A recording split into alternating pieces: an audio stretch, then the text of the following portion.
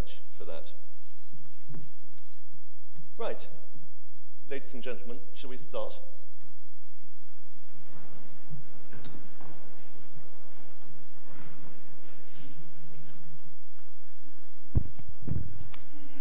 The first item on the agenda is apologies for absence. I've received apologies from Councillor Clapp and Councillor Reid. Any other apologies? Yes, Chair. Councillor Shooter. Councillor Count. Councillor Shooter. Councillor Shooter. Yep. And of course, the Chairman. Thank you very much. The minutes of the meeting of Council held on the 22nd of July. Council is asked to agree these minutes. Are you agreed? Thank you. Somewhere I have a copy, which I may as well sign now whilst I have the opportunity.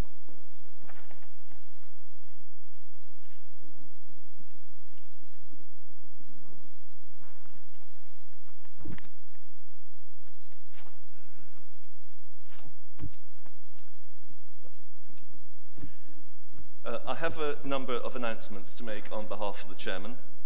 First of all, I'd like to welcome members of the public to this meeting. You are extremely welcome. I hope you find this meeting of considerable interest. Cambridgeshire County Council supports the principle of transparency and encourages filming, recording and taking photographs at meetings that are open to the public. Members are advised, therefore, that this meeting may be filmed, recorded or photographed. The meeting is also live streamed to the web and the County Council's YouTube channel. I would like to highlight this to members of the public so they are aware that they may be filmed and they may appear on the World Wide Web. I'm delighted to report that Cambridgeshire County Council was rated good overall following an Ofsted inspection of services for children in need of help and protection, children looked after and care leavers, and the effectiveness of the local Safeguarding Children's Board. The Ofsted report acknowledged how Cambridgeshire has, with its partners, improved services at a pace and speed not seen previously within local authorities who have been judged inadequate. I am certain that colleagues would like to join with me in thanking all of those staff in children, families and adult services who've worked so extremely hard to achieve this result.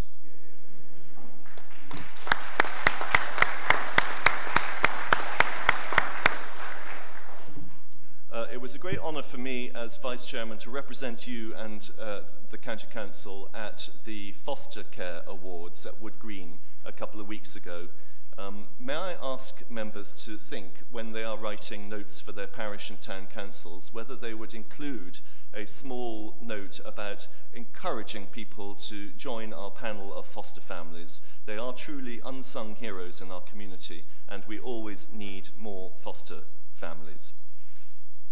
I would like to, on the Chairman's behalf, use this opportunity to remind members that we are now approaching the budget setting and business planning cycle. And this will be the first time for quite a long time that the budget will be decided at committee and then confirmed at full council meeting early next year. Members, it will be your opportunity at committee to have an input into the forward budget. And whilst we can discuss the various committee recommendations at full council, the opportunity to change things at full council will not be easy for two reasons.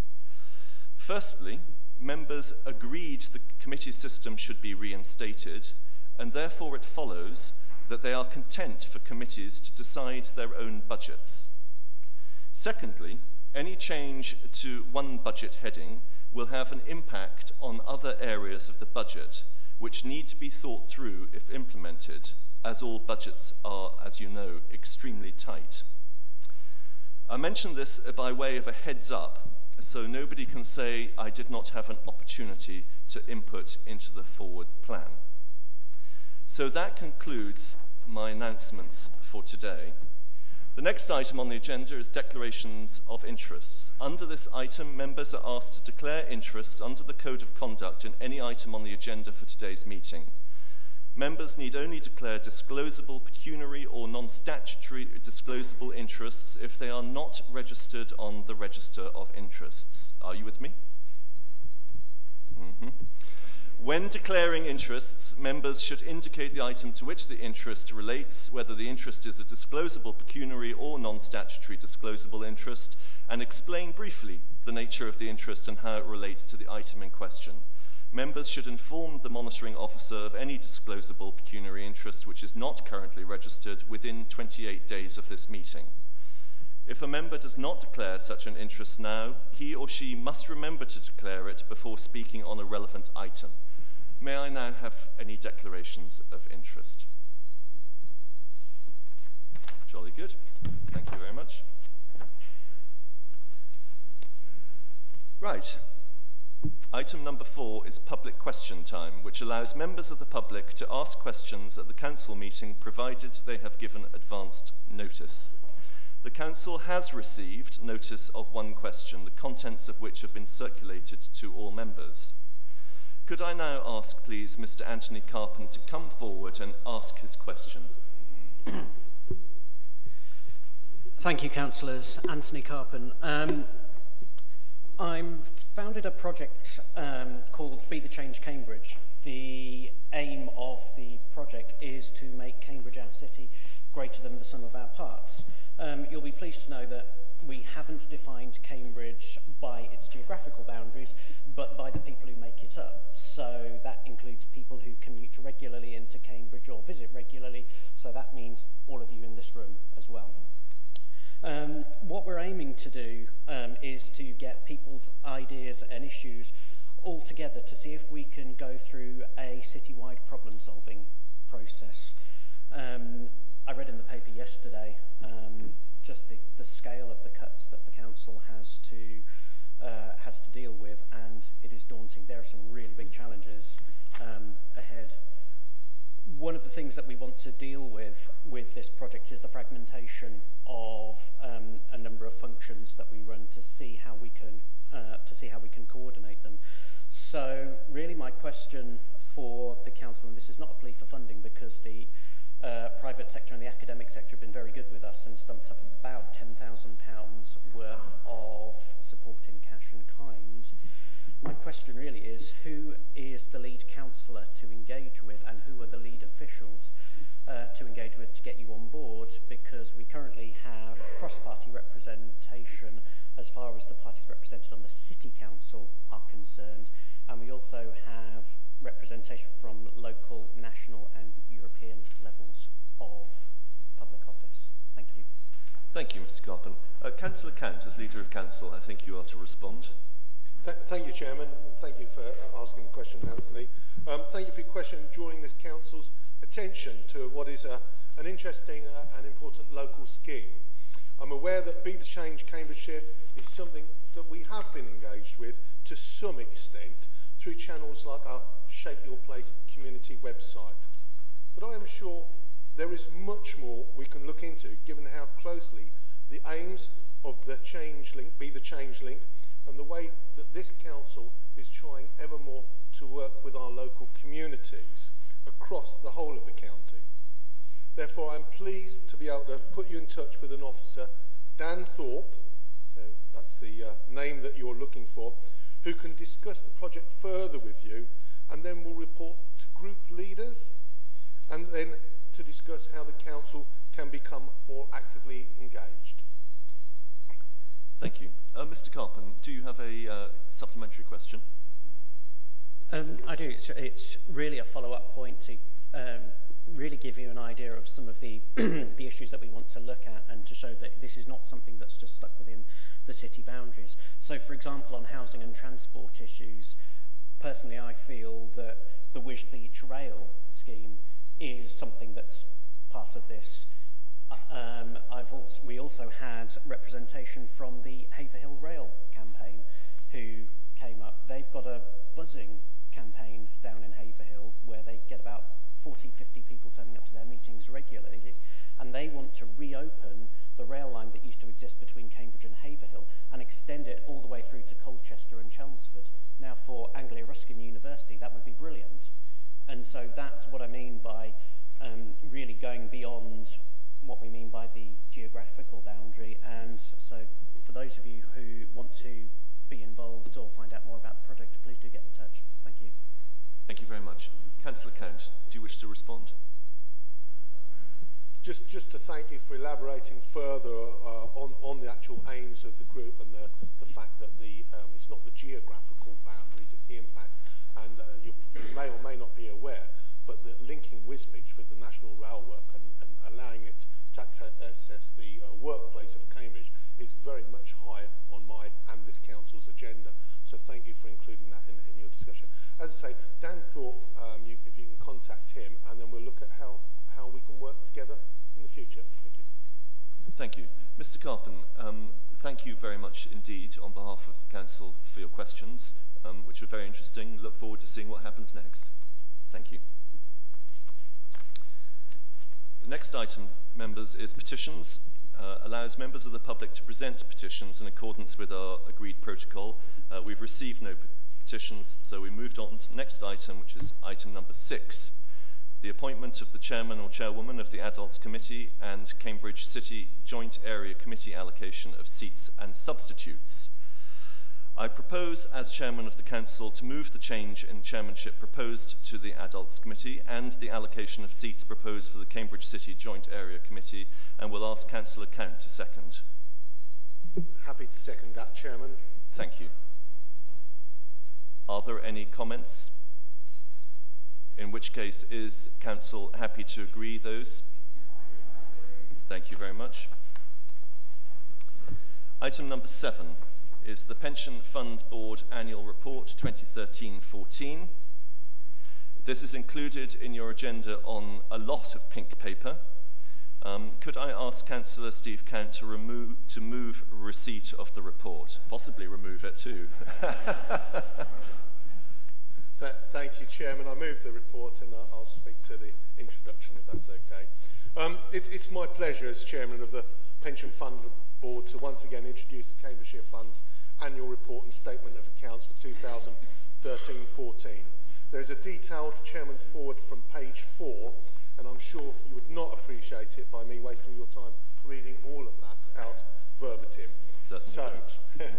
So the nuts and bolts only, but even the nuts and bolts are quite extensive, my apologies. The good news is the fund grew to £2.058 billion as at 31st of March 2014. This is compared to £1.904 billion a year earlier. The total number of pensioners in the fund has continued to grow, along with the number of active members. 24,854 active members as opposed to 22,760. 14,999 pensioners as opposed to 14,274. And 25,793 deferred pensioners, which was 24,566 in March the year earlier. And these members relate to about 197 employers that are in this fund, of which Cambridgeshire County Council is a large one, but still only one. And it's as we run the pension fund, we have to take account not just of our members, but all of those 197 employers. In terms of investments, the fund delivered a return of 7.8% for the year, and that outperformed the fund's benchmark figure of 7.2%. It additionally outperformed the local authority average pension fund return of 6.4%, which I'm delighted to say. The investment strategy remains focused on growth assets, which are expected to earn more attractive returns over the longer term. And we believe, the Pension Fund Board believes, it is important for the fund to continue to invest at this present point in time on the basis of a very long investment horizon. Over the year, the funding level for the fund has increased from 72.4% to 77.7%, another piece of good news. But it's not just about the actual money. In terms of administrations and communications and the actual working of the fund, the merging of the Cambridgeshire Pension Fund administrators with those of Northamptonshire and the restructure completed in September 2013. This allowed a joint communications policy, which continues to be a success with both significant cost and resource savings. The Joint Pension Fund website has also been a significant success, allowing members to download forms and access information specific to them for the first time. The latter half of 2013-14 involved a great deal of communication to both employers and scheme members regarding the changes to the local government pension scheme, which came into effect 1st of April 2014. And these were significant changes, and we had to be ensure that the 197 employers were fully prepared for and their members understood the impact of these changes. These significant changes included very significant alterations, such as the scheme design has changed from a final salary pension to a career average revalued earnings pension, a very major shift in our policy, in government policy. In terms of governance, 6 modules of the SIP for Skills and Knowledge Framework were delivered as joint training sessions for both board members and officers of the Cambridgeshire and Northamptonshire pension funds. These sessions, at our request, were also extended to board members and officers from other authorities such as Bedfordshire and Lincolnshire pension funds. And in the spirit of collaborative working, that enabled further savings opportunities. In conclusion, I would like to take this opportunity to thank the members of the Pension Fund Board and the Investment Subcommittee, the Chief Finance Officer, the Head of Pensions and all of the staff in the LGSS Pension Service team, the advisors to the fund and all who have participated in the management of the fund for all of their very hard work during this year. Thank you. Members, there is no decision required on this item, merely a debate, and the forest of hands that have evidenced themselves so far. Does anybody have any comment they wish to make? Yes. Why don't you kick us off, Councillor Whitehead? Thank you. It's just a question, Chair. On page 45 of the report, which quotes the actuarial statement of 2013, it says, the last sentence, I just want to know whether you need to worry about it, because it says the resulting deficit at the 2013 valuation was 728 million. Does that mean at some stage we're going to be called on to put significant amounts extra into the pension fund, or is that something we don't actually need to worry about? Thank you. Thank you.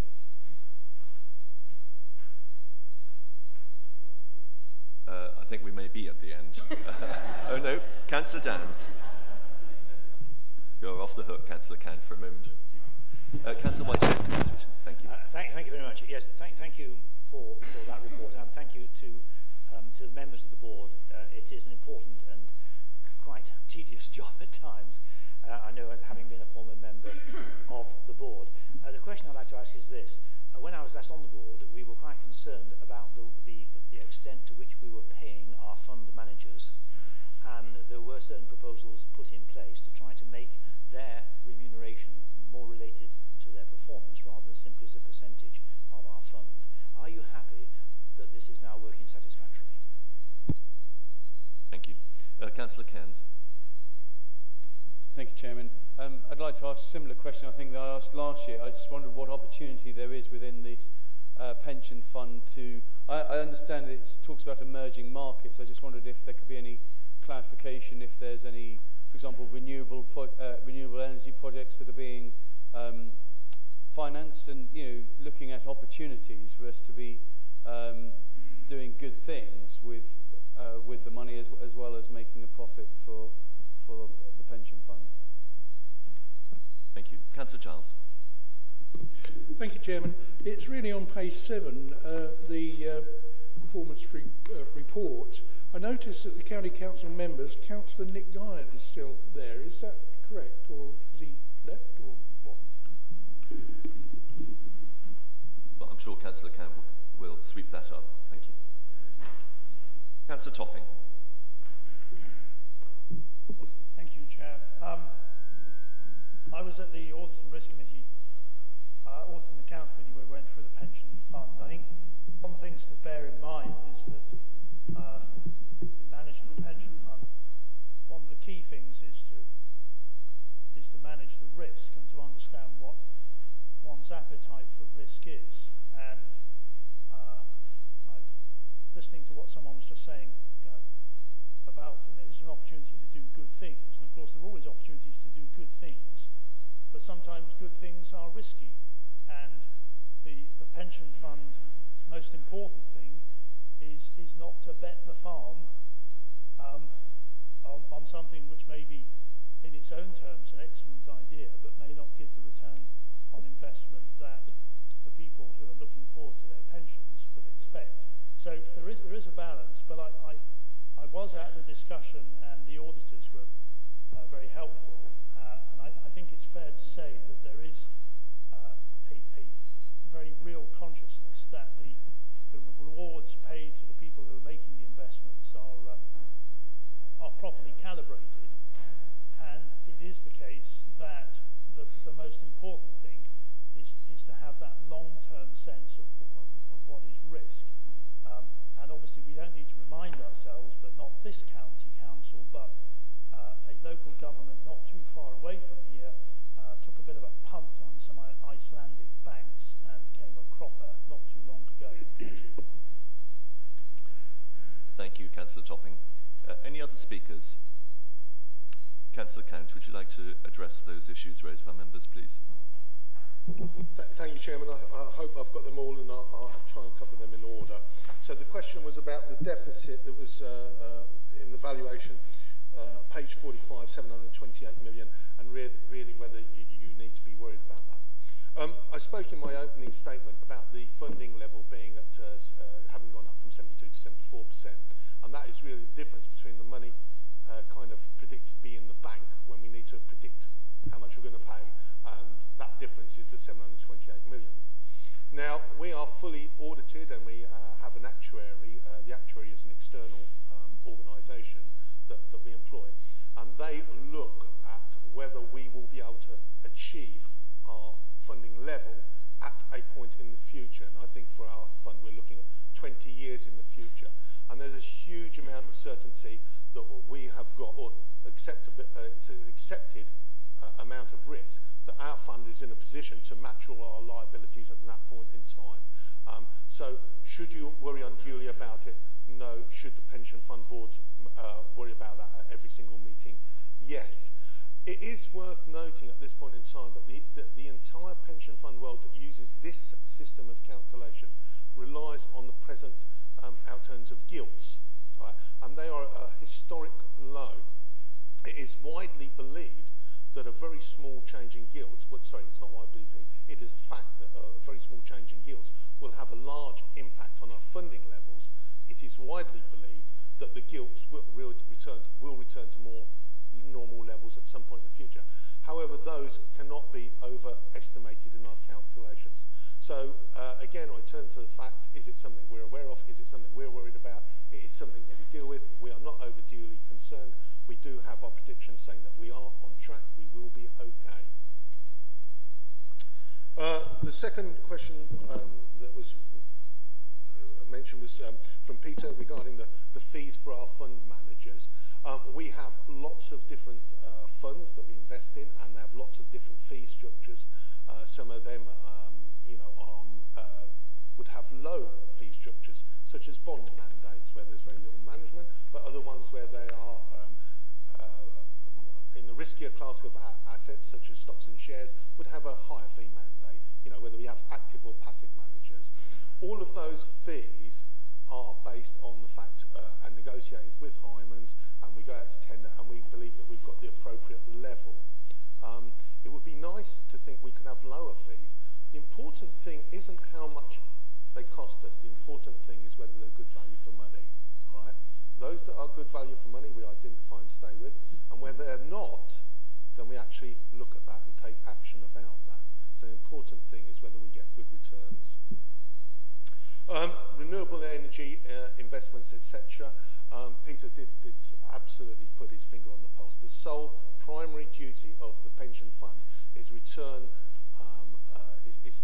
enough finances to meet the demands and commitments placed on it. Does that mean we never invest in them? No, it doesn't. Where there is a case to be stacked up, we do. We have some investments in infrastructure at the moment. That includes gas pipelines, it includes solar farms, very high level investments. So yes, we do, but only when they make financial sense. The question regarding Nick Guyett being on the list as County Council Officer, the end of year accounts was 31st of March 2014. So that ran from the 1st of April 2013, from the period of 1st of April 2013 until the elections in May of that year. Nick Guyett was a County Council on the pension fund. So although he's not now, it would explain why he was included in the report. I think that's covered it all. Thank you, Councillor Cant. Councillor Shallons. Just a comment to try and placate Councillor Downs' inquiry. My understanding is that for a number of the funds there is a base level of fee, and then any additional fee is dependent on superior performance, and that I think is entirely appropriate. Thank you, Councillor Shallons. Slightly irregular, but thank you nonetheless. Right, the next item is item 8, which is the Audit and Accounts Committee annual report, which is included on your council agenda on white paper. And can I ask Councillor Shallons to move receipt of this report?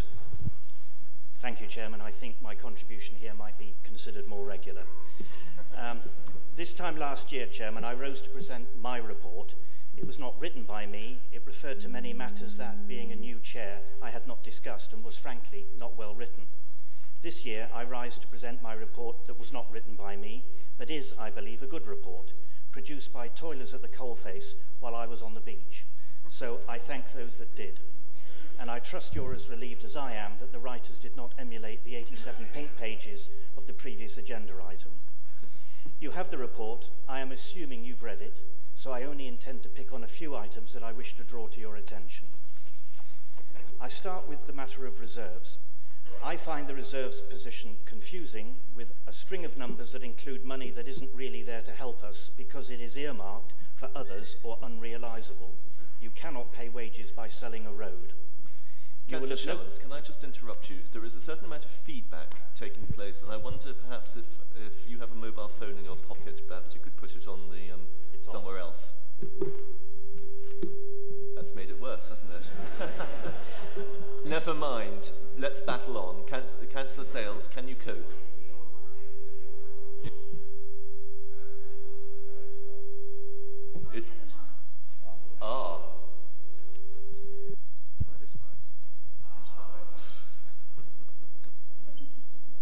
We're just rearranging the deck chairs. Thank you.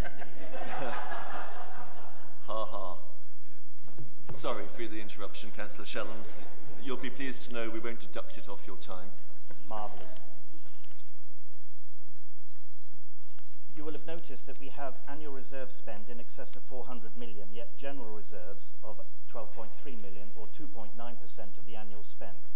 I do not find myself often agreeing with Margaret Thatcher, but I think that domestic financial accounting has much to recommend it as an approach to life, and 2.9% revenue reserves is not a level I would find comfortable in my personal financial management. Jumping to connecting Cambridgeshire, this project is progressing well, and at our most recent meeting we were advised that we had now passed some 34,000 premises, and there is reasonable confidence that the contractual deadline will be met. This is our in-house project. The story on the central government run £150 million mobile infrastructure project for areas with no service at all is much less cheery. It is delayed, and the intended rollout to cover those not spots, which have no signal at all, which had identified a need for 7 masts, is to receive only 3. Whilst I understand South Cambs is to be provided for, large areas of Fenland are destined to remain a people dwelling in darkness. Waste PFI, the committee was concerned about the breakdown at the Waste PFI equipment at Waterbeach, but placated when advised that this would not lead to extra expense to this authority. Jumping to external audit, relations with our external auditors are constructive and cordial, and I am satisfied that they do a good job for this authority. This is comforting, given that this is the same firm that allowed a £225 million misstatement to materialise in Tesco's account. Their report this time was, in my view, much more pointed in that they identified a list of things about which they were not content. When the committee discussed their report, we were not happy either. Some of the most robust discussions I've witnessed on this committee took place with the responsible officers. Two key points emerged.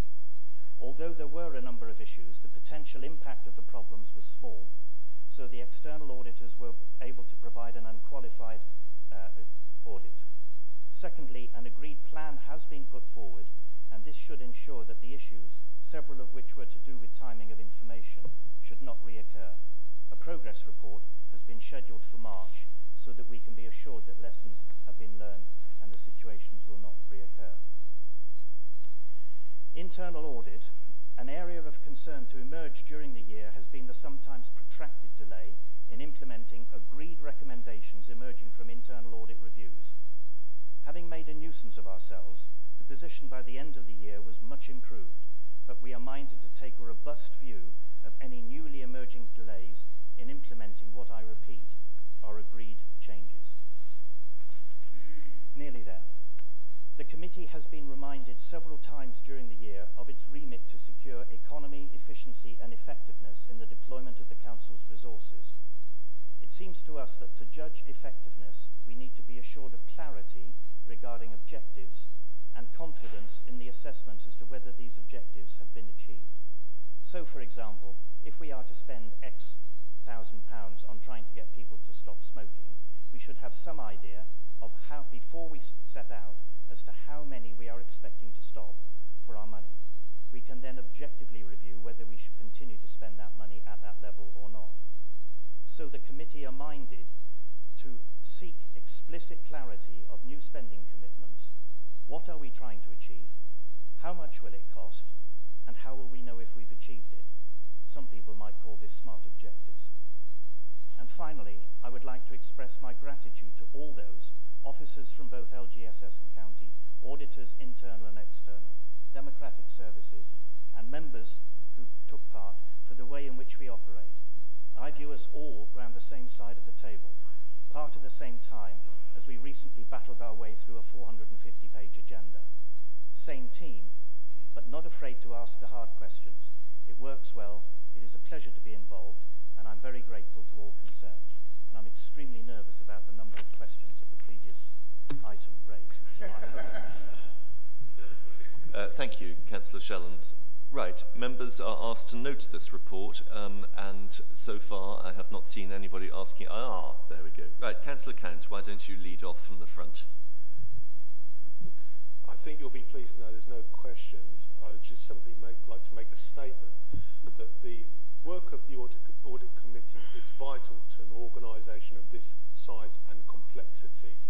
I used to sit on the Audit Committee and I realised that it gave a great insight into the workings of how this organisation ran. And I had no hesitation when I became leader stepping off that committee because it would have been entirely inappropriate for me to be on it. What I must say is thank you to the committee for all their hard work and for you for chairing it, Mike. For what I can see as the work progresses is excellent work. Thank you. Thank you, Councillor Count. Councillor Curtis. Yeah, I mean, I too would.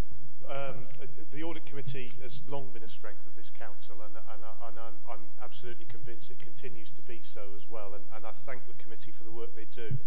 I just was a little bit of a word of caution about one of the comments in there about just taking a purely financial view of smoking cessation services, which was what seemed to be suggested. One of the difficulties, we need to remember this when we start looking at smart objectives and things like that, is there are people in the middle of these equations. You know, there are people in this county who are parents who will live to be grandparents because they choose to give up smoking.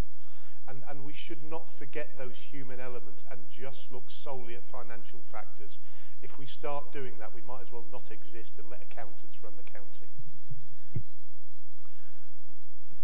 Thank you for that. Councillor Mason. Thank you, Chairman. I would just like to refer to page 3 of the report, Cambridge Science Park Station, and the question to the committee is this: will the committee take a very close interest in the negotiations for the return of the development costs for Cambridge Science Park Station that are owed to this council by the government, or should I say, which we think may be owed to the council by the government since they've taken over the project, or since Network Rail are more correctly taking over the project. I would ask that the committee take a very great interest in getting the return of those investments that the council has already made. Thank you, Councillor Mason. I have no other speakers, so Councillor Shellens, anything you would like to add? I shall pay the leader his £10 after the meeting. I entirely agree with Councillor Curtis's comment that we should not look solely at money, but I was assuming, and I don't wish to get bogged down in a particular example, but I'm assuming that the human element of any investment proposal has been considered at the time that the investment is considered, and therefore I don't see that as a major problem. But yes, humanity must be the keystone of what we do. And for Councillor Mason, yes, we will certainly pay close attention and make sure that anything that is due to us is returned. Thank you very much, Councillor Shellens. We now move on to the next item, which is motions under Council Procedure Rule 10. This is where things are going to get slightly sticky, I think, potentially. Council, there is a proposal that we do not discuss the motions as in the order they are set out, but that we agree to move motion C, Councillor Criswell's motion, to the start of proceedings. Now, for this, I need a number of consents. I need the consent of Councillor Manning, who has proposed the first motion. I need the consent of Councillor Bullen, who has proposed the second motion. And I need the consent of Council to mess around with your agenda. Are you happy with all of those changes? Councillors Manning and Bullen, you're nodding like mad. Okay, thank you very much. In which case, we move firstly to motion C, which is from Councillor Criswell. Councillor Criswell, the floor is yours. Thank you, Chairman. I'd like to propose my motion. I believe there may be an amendment, Chairman, and I'm happy to alter the words of my motion to absorb the minor changes within the amendment, Chairman. Thank you, Councillor Criswell. Do I have any amendments to Councillor Criswell's motion? Councillor Manning. Chair, I'd like to move the amendment as set out on the yellow paper, which perhaps, given my seconder, should be yellow and purple. Yellow paper. Let's hope this is the right yellow paper. Do you have a yellow paper? Lovely, thanks. It's all right, it won't go very far. Members, do you have access to a yellow paper headed motion submitted under Council Procedure Rule 10, motion from Councillor Criswell, amendment from Councillor Manning? Yes? Right. Councillor Criswell, are you happy to accept this and incorporate it into your original motion, which will make you the proposer of the motion plus amendment? I am, Chairman. Thank you. Good. In which case, let's hear it. Thank you, Chairman. I'd like to make my proposal. Do I need a seconder at this point, Chairman? Shall we have a seconder, just to make sure that we top and tail correctly? Councillor Manning. Chair, on the basis that it's included the amendment, I'd happily second the motion. Thank you very much. And presumably reserve your right to speak. And reserve my right to speak. Thank you. Thank you. Thank you, Chairman. My motion was born out of my localism work, Chairman, that's sanctioned by the General Purposes Committee, not intended to be party political in any way. The risks for this authority and the people of Cambridgeshire are too great. It's intended as what I would call an operational motion aimed at gaining as much benefit as possible, as quickly as possible, which I believe is something we can all agree with. Localism requires an integrated approach when working with our communities at one end of the scale, and also challenging government to allow us and local authorities and all agencies to manage the greater public sector budget within Cambridgeshire at the other end of the scale. We held a very open and helpful cross-party discussion at the General Purposes Committee last week. The consensus among members and senior officers was that we cannot go on like this, setting budgets in silos within the council and across the public sector. Financial restraints over the next 5 years while government balances the deficit could render many of our services unsustainable and undeliverable. With the national debt fast approaching 1.5 trillion, austerity measures are likely to continue for long after that. The public sector has shrunk and become more efficient, and quite rightly so. But we are approaching a watershed moment.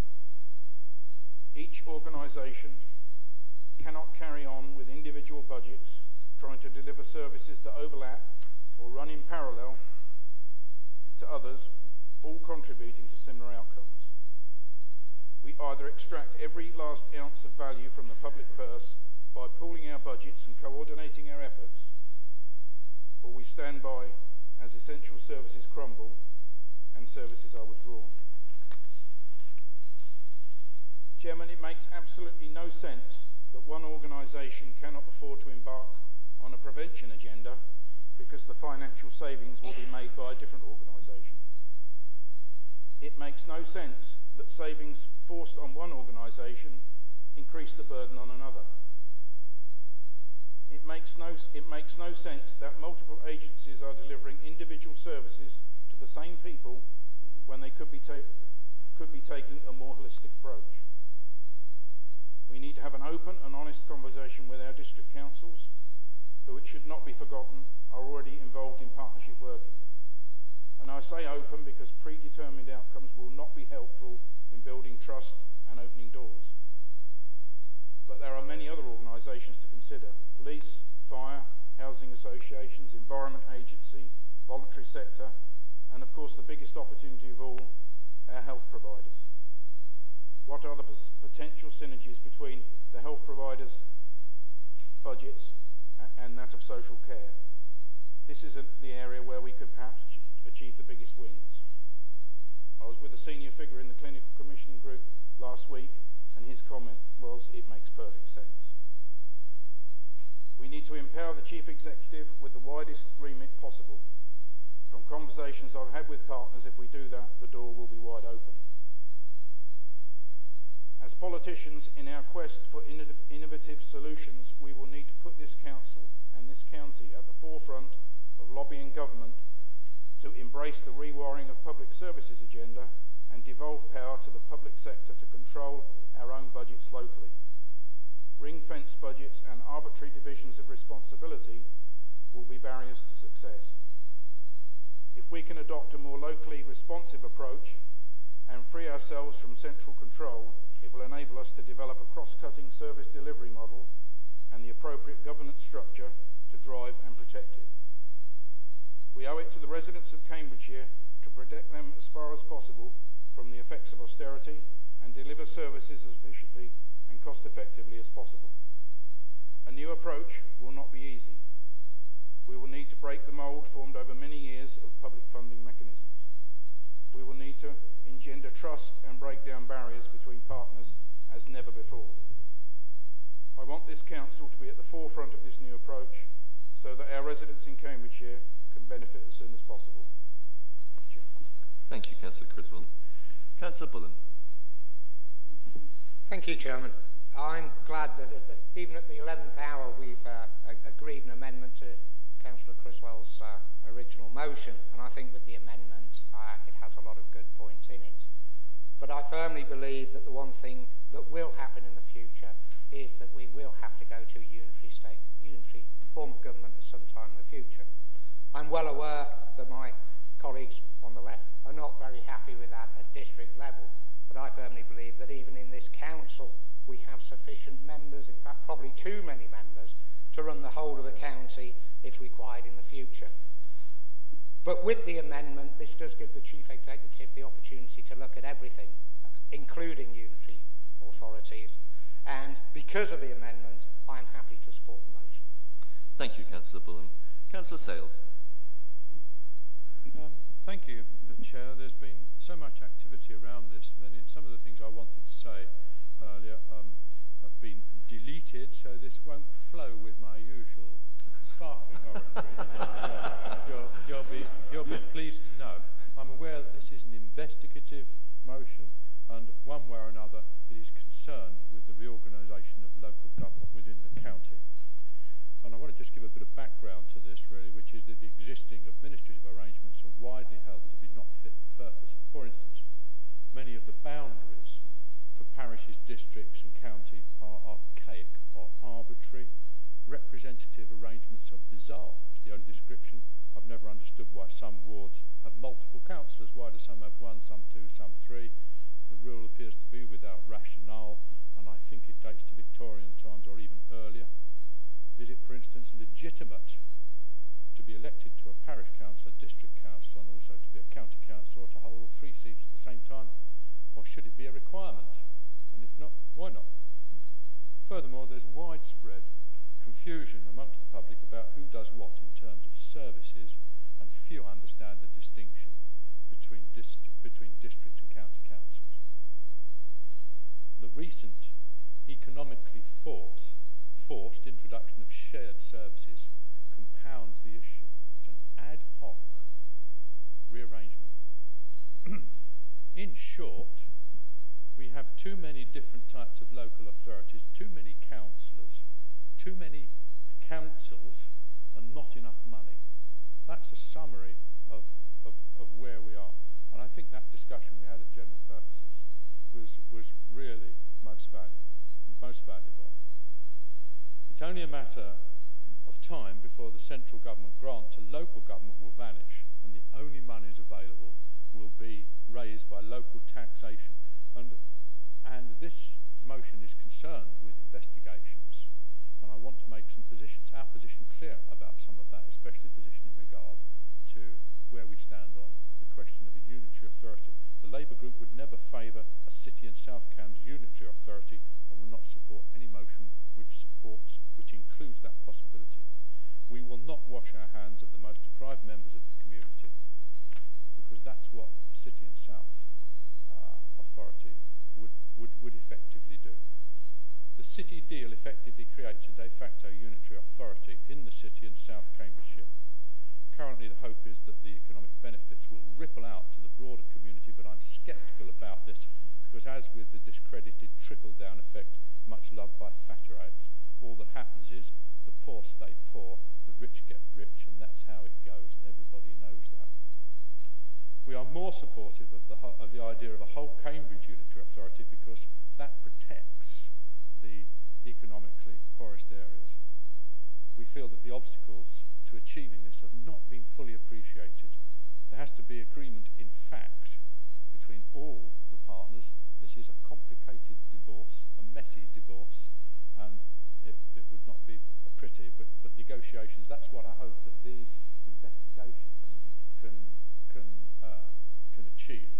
There has to be agreement between all the parties to either separate or to amalgamate. I would contend, though, and as Councillor Cresswell said, he wanted some innovative solutions. I would contend, though, that the motion is not radical enough, because it would be only a matter of time before even a Cambridge-wide unitary authority, funded only by local taxation, got into difficulties. I gather that in Westminster some consideration has been given to the creation of a fully devolved authority, including Peterborough. This is worth consideration, but to say that there's a history to this arrangement would be something of an understatement. I went to see Joe Gluser, who some people will remember, recently, and I said to him, we're going to go. There's a possibility of going unitary, complete with Peterborough, and he roared of laughter and then muttered something in Geordie that I didn't understand. But at the very least, this proposal gives congruence with the Fire and Police Authority. We should all need to think about this very carefully. The proposals under consideration are not radical enough. If none of the above come to pass, then serious consideration should be given to the creation of a sub-regional North Anglian authority incorporating Cambridgeshire, Suffolk and Norfolk, and also their respective fire and police services and health services. The way things are going, that scale of change need to be achieved in order to achieve, in turn, the necessary economies of scale, and I hope the investigations will include that. There is no perfect answer which satisfies everyone, and as always, there will have to be compromise, and we support the motion. Thank you, Chair. Thank you, Councillor Sales. Councillor Curtis. Thank you, Chairman. I find myself, not unsurprisingly, I suppose, in some ways, agreeing with a huge amount of what Councillor Sales has just said. I just recently wrote something for the National Planning Media in which I made the phrase, and this was a surprise, Councillor Bullen, that the day of the district is done. And I genuinely believe that. And the reason is, actually, it's proper consideration of the impacts of greater devolution to Scotland.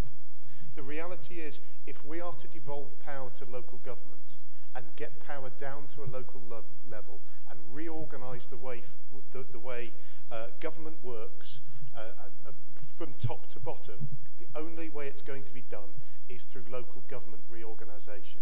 It is pointless us sitting in this chamber talking about unitaries, Greater Cambridge unitaries, county unitaries. I'll tell you now, if we move to unitaries, it ain't going to be county unitaries, it's going to be bigger. Let's forget these sub-regional stuff that just will not work and just will not be accepted. You know, and it's an absolute truth. I also agree with Paul that the move to do that is a move to separate and leave the most vulnerable behind. I absolutely agree that that's what the move to a Greater Cambridge unitary is. If those that represent Cambridge really want to represent its future, why not start talking about the role that Cambridge could have in a wider unitary structure and where it could fit, and start influencing that debate instead of trying to force a debate that just is not going to happen. My own view is the only way that we can move forward, make the sort of savings for the long term that are needed, is through a merger and a merging of funding structures for health service and many other areas. Probation is a great example. My own view is that the rump of the probation service should have been put in with the county council anyway when the funding changes happened. Those are the sort of things we need to focus on. This motion actually allows that, because it allows us to deliver a proof of concept to government, to say we can do this, so can the rest of the country, let's get on and do it. But the reality is that districts are too small to deliver any sort of vision that involves greater devolution. And I think we need to accept that, and I support this motion because it allows the broader, wider exploration that is needed. And I plead those in Cambridge and South Cambs to forget these silly notions that they have and move the debate onto something about where Cambridge and Cambridgeshire fits into the wider debate and the real future of local government in this country. Thank you. Thank you, Councillor Curtis. Councillor Walsh. Thank you, Mr. Chair. Far be it from me to disagree with anything that Councillor Curtis said, but I mean, this really does prove the old joke, if you'll forgive me, that all debates about local government end in tears. Thanks, Peter. The people of Cambridge are already a little bit miffed that when they vote overwhelmingly for Labour and the Liberals, that they get their major services run by Tories who come primarily from the Fens. It's also a funny kind of localism, particularly for an old socialist centraliser like me who believes in a great central state. It's a funny kind of localism that wants to abolish districts that cover very small areas and send them up to a distant county. It seems to me that a lot of the thinking, particularly from parties that claim to be localist, is actually quite muddled. Cambridge is going to be, and the Cambridge region is going to be, a central growth hub for the southern and southern-eastern economies for the next 40 years, and it doesn't have the local government apparatus to try and deal with it. This is why the coalition government has taken a model of city deals given to northern unitary authorities and attempted to impose it on a dual-tier structure, and funnily enough, we're finding quite a lot of difficulties about organising it. I think this motion is a very sensible one because it's investigative, as Councillor Sales said, but there are a number of economic and structural problems that between the parties we need to discuss if we are going to approach national government with a model, particularly because national government, as well, Mr. Pickles said at the start of the coalition government, there will be no reorganisation of any local government under the coalition, because all national governments, of whatever political colour, don't see the political will in spending huge amounts of money reorganising.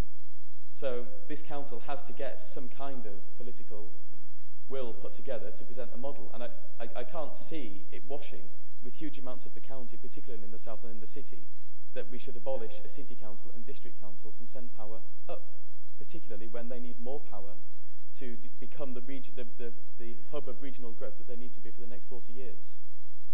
Thank you. Perhaps I should take this opportunity just to remind members that if mobile phones go off, the guilty party makes a contribution to the chairman's charity. And the more it goes off, the larger the donation is. Councillor Cairns. Thank you, Chairman.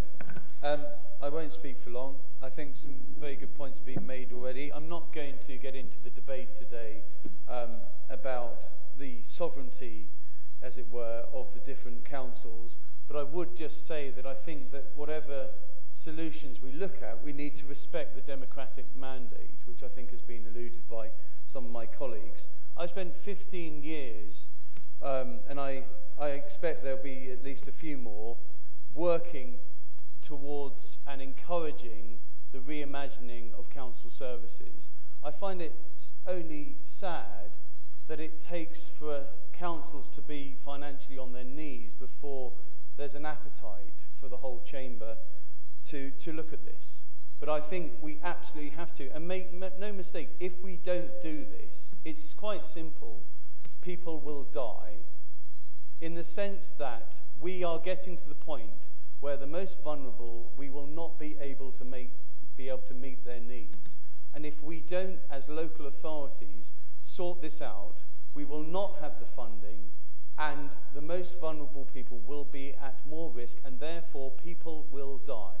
It's as simple as that. We have the mandate, we have the responsibility to look at all of the options, and we need to find something that works at the local level, that brings budgets together, but most importantly is about outcomes and actually about meeting the needs of the people that we're elected to serve. And that's why we need to do this. That's why with the amendment I support this motion, and I urge everyone to do so. Thank you. Councillor Sir Peter Brown. Well, thank you, Mr. Chairman. I'm very happy to support this resolution, and in doing so I want to thank Steve Criswell for all the work that he's done on the localism agenda. He has been very keen on this aspect of our work in his time on the council, and he's been a pioneer in so many ways with Somersham Library and other areas of the county, trying to bring people together.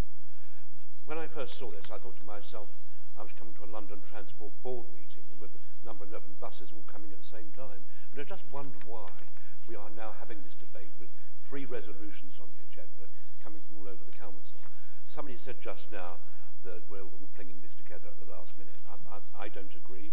I think most of you know my stand on unitary authorities. I've always been in favour, but I will always look at other opportunities as well. In this document, we are referring still to LGSS and making assets count, which I believe, I hope the Chief Executive will agree, started with making Cambridgeshire count some 5 or 6 years ago. And I remember when we had that very heady meeting at Camberwell in the hotel, and we all came along, council leaders, council executives. We spent a day there. We talked about all these sort of things, and we all went away. And privately, something may have happened, but I wasn't aware at that time. We were really getting our act together on it, and I still don't believe we are. The other night, I went with the leader of the council to a Making Assets Count meeting, and we were discussing the same agenda that we were discussing 3 months ago. 6 months ago. In essence, we need to give this a big kick up the backside because it is not working as it should do. There are people around, there are partners around who are speaking about, yes, we support making assets count, but who do nothing about it. Until we actually get this moving, I don't think we are going to get much further than we are at the moment. We're not saving the amounts that we should do. We've really got to get under this and make it work. We talked about councils, and I think Paul Sales just said that there are about 1,200, I believe, if not more, local councillors in Cambridgeshire. If you take into account the counties councillors, the district councillors, the town councillors, the parish councillors, it is well over 1,000. Now, we do not need we don't need 1,200 people to run our councils. We just don't need that. We ought to be able to halve that at least, if not further. And that would produce a saving. I mean, I know that parish councillors don't have allowances, but I think that they do play a very important part in the life of our county. I actually think that if we start changing things around and making things work, you will get a better standard of parish councillor. I don't believe that those people here today who serve on 3 parish councils have the time or the inclination to do the job properly, quite frankly. You don't need to sit on 3 councils. Share the jobs around. Let's bring in more people to do the work. I've heard it said several times, well, people aren't interested in local government. We don't let them be interested in local government. We go up for selection every 4 years, get ourselves on the list. Is it open? In some areas, it's certainly not. So I think we need to look at this to make sure that we have a good, genuine, fair system of government. I do want a unitary authority status, but if there are better ways, I'm quite willing to learn from that. So this isn't going to happen quickly, I know. It's going to be a long time. And we're not alone. I mean, I had the misfortune to go down to Devon last week for a family funeral, and in the evening I was in the hotel and I turned on to South West News, and there was the leader of Torbay Borough Council, who's just sacked 4 or 5 of his cabinet members. And the reason why was because he was trying to make sure that councillors took their fair share of the pain, and they didn't like it. Now, I firmly believe that all our officers in this council and around the country have done their share to try and help us achieve what we've got to achieve. And I want to make sure that we do the same as well. Thank you. Councillor Palmer.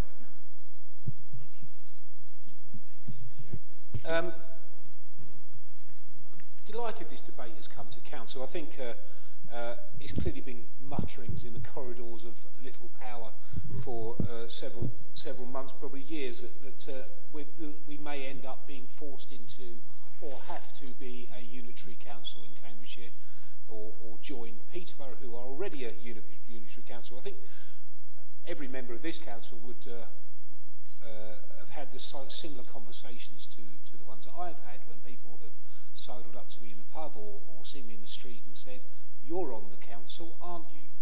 Well, yes, I am, but I'm on 2 councils, and which part do you need to talk to me about? Because if it's parish council, that's not really me. And well, but yeah, the answer is unitary an answer? Yes, it is an answer. Is it the be-all and end-all? Well, clearly no. There's no pure answer to politics, otherwise it would have been sorted out years ago. And of course the problem with politics is politics always gets in the way. And I think certainly we're beginning to see that already with the rather silly idea of a South Cambs City unitary, which is foolish in the extreme. Councillor Coates mentions big is better. I don't necessarily agree with that either, Martin. But the answer, I think, is somewhere in the middle. Really what we're looking at here is being the best council we can possibly be. It's a mantra that I have anyway, and I wouldn't suggest that the current system allows councils to be the best council they can possibly be. It's obvious to me there are far too many of us in this room. That doesn't really allow efficiency. It's obvious to me that the current size of Cambridgeshire does not make for efficient government either. Cambridgeshire is not going to change in size, it is what it is, but should this council be covering areas from deep in the south of South Cambs right to the high north of Fenland, I would agree that geography seems to deny that as being the best possible answer. There are large unitaries in the north, of course, but they're usually large in population and not necessarily large in geography. And it's geography that is an issue with this county council and the efficiency of it.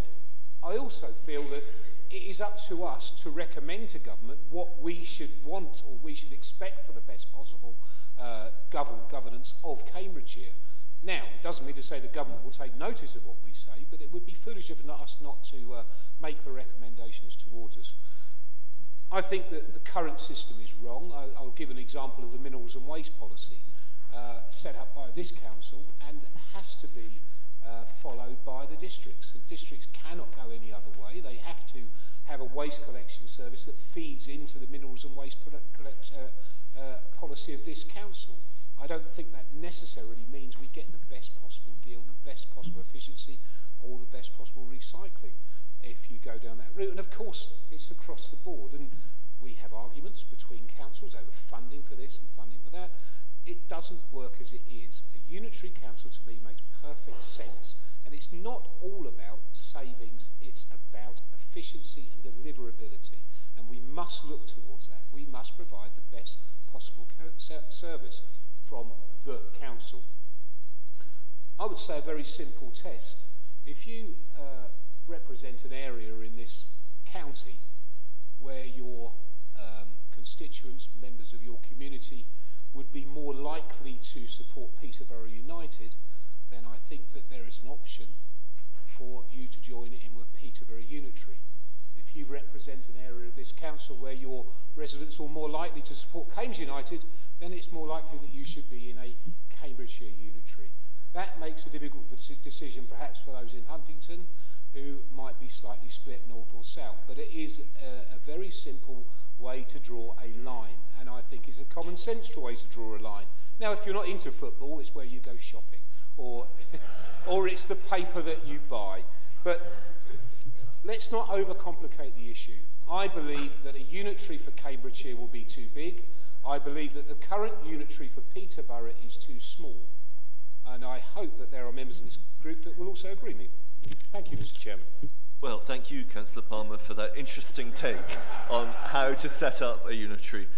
Councillor Dr. Kenny. Thank you, Chairman. This debate is really timely and crucial because William Hague is at this moment redesigning local councils in the light of the Scottish question and devolution max for Scotland. Now, if Scotland's going to get devolution max, I don't want England to get left behind. I want us to have our fair share of the cake. I am absolutely fed up with Cambridgeshire not getting its fair share of the cake, so I'm really adamant that we should push ourselves to get this. So therefore I was looking to see what we should be doing to ask William Hague to look to see how we can get a completely different model for local authorities in the United Kingdom. And I looked at the German model, actually. They have 16 national areas and lots of local decision-making, lots of tax-raising powers, and complete control of education and health. I think if Scotland can have it, so can we.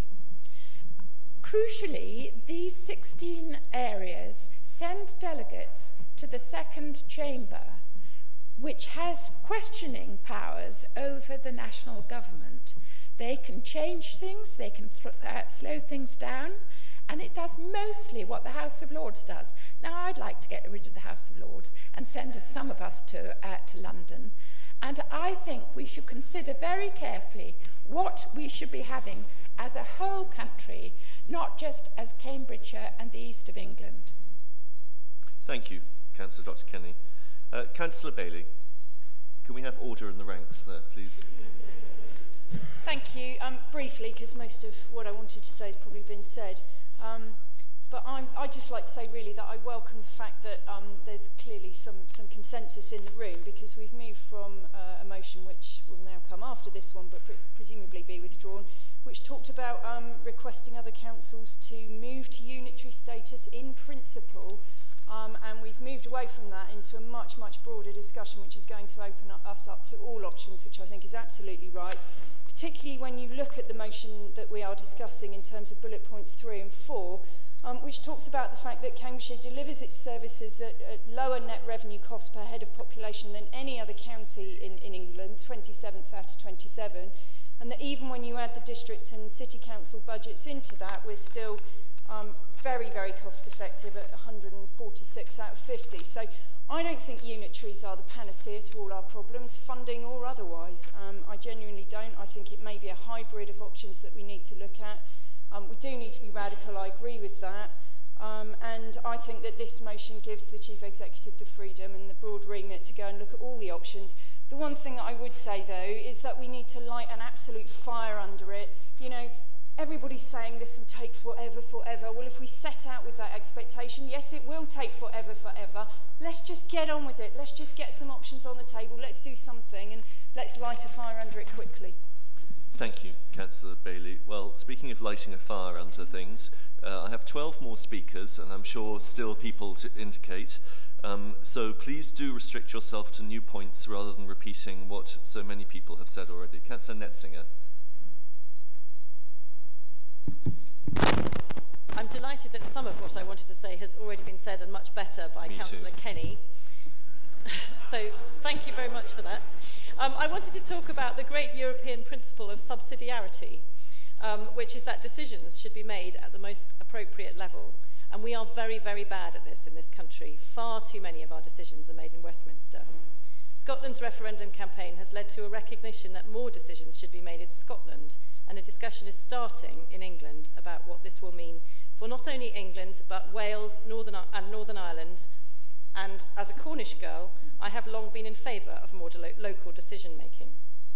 I'm very excited by the potential for a debate about how we can reinvigorate the political system in this country.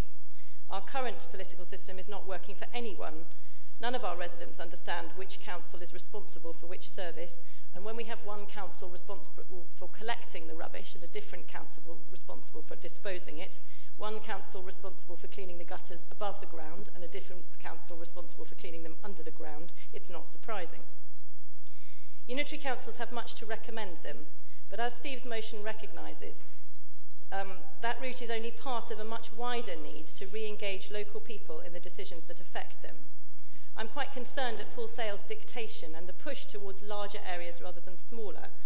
I think a part of the solution for the financial challenges facing us needs to be about bringing more resources into the system. And if we are to convince our residents that their services are worth investing in, that discussion needs to happen at town and parish level and not at county or regional level. This motion allows for flexibility in how we can deliver change. Subsidiarity is about different levels of decision making, and that is why this is not a tidy Labour centrist vision. I don't think it is for this chamber to dictate what form reorganisation should take, but I think it's really exciting that we're starting the debate. Thank you. Councillor Shallons.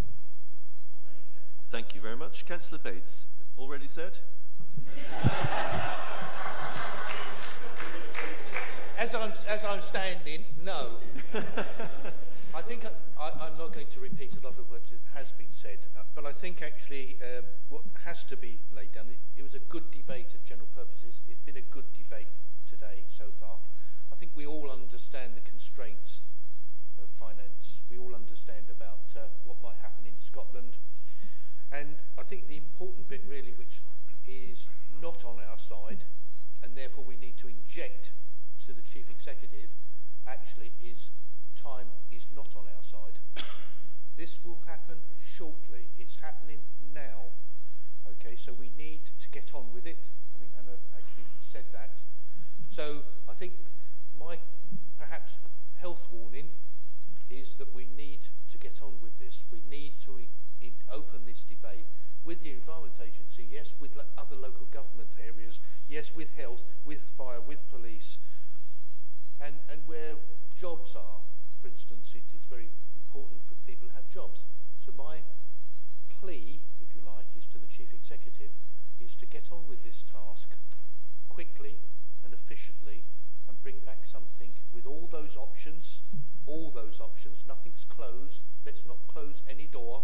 Let's open the doors and let's get on with it, because time is definitely not on our side. All the predictions are it's going to get worse before it gets better.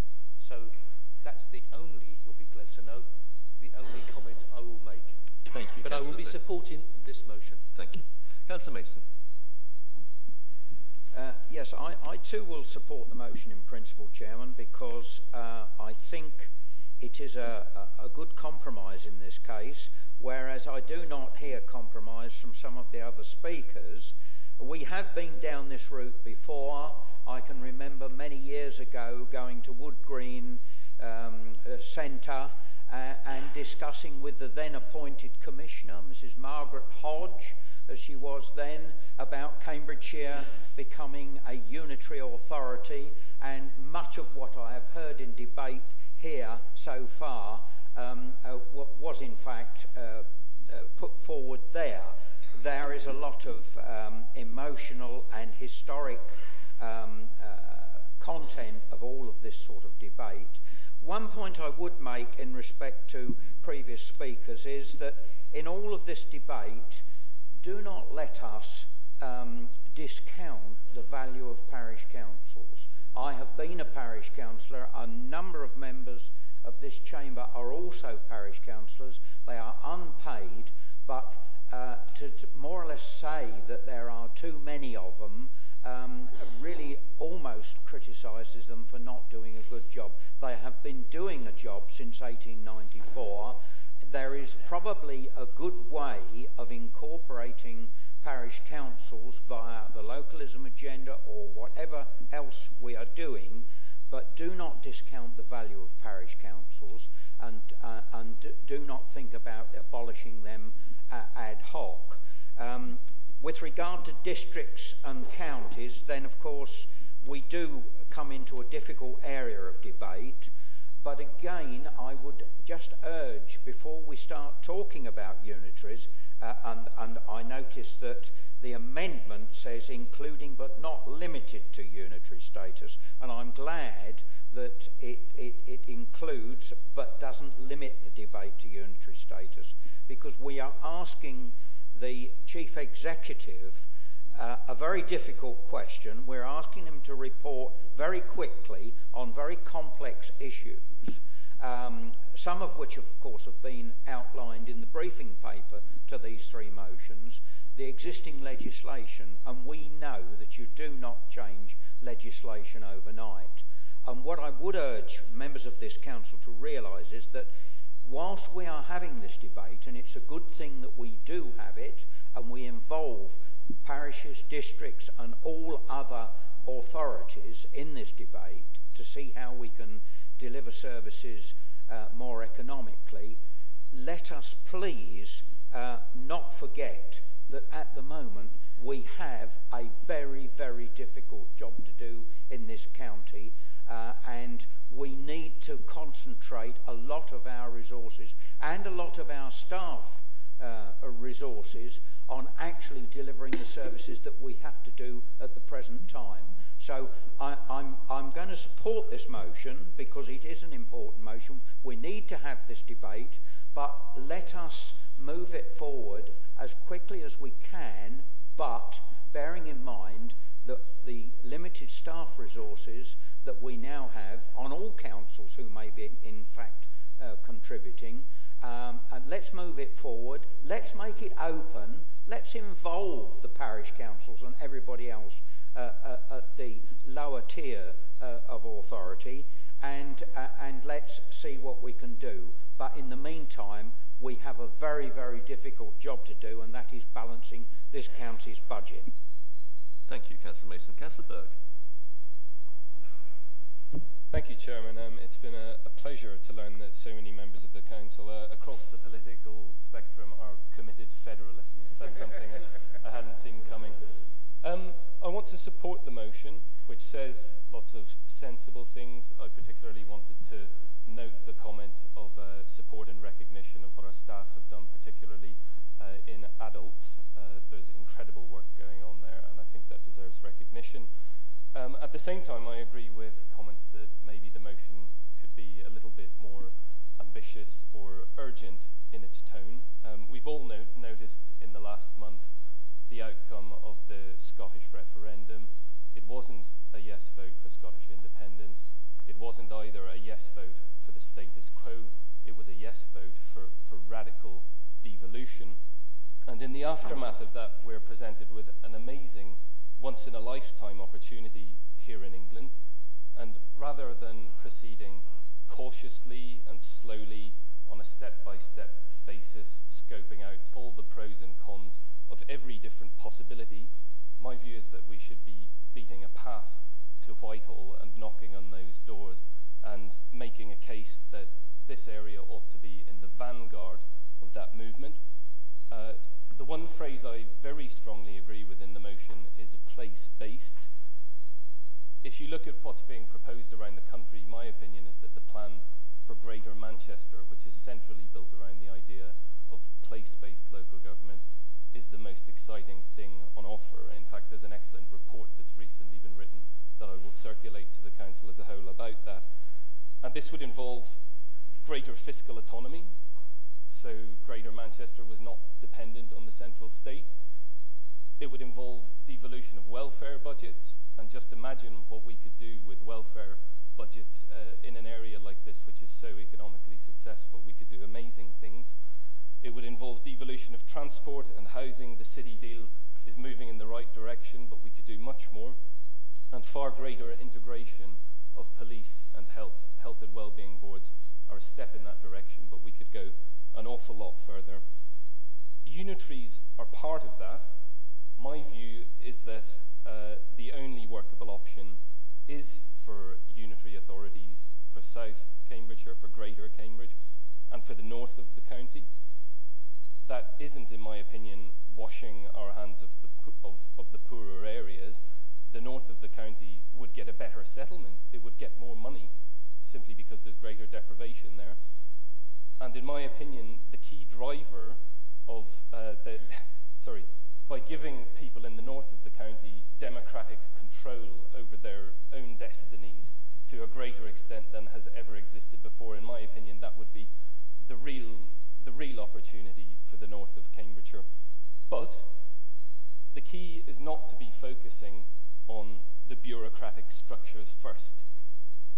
What's on offer here is much bigger than that.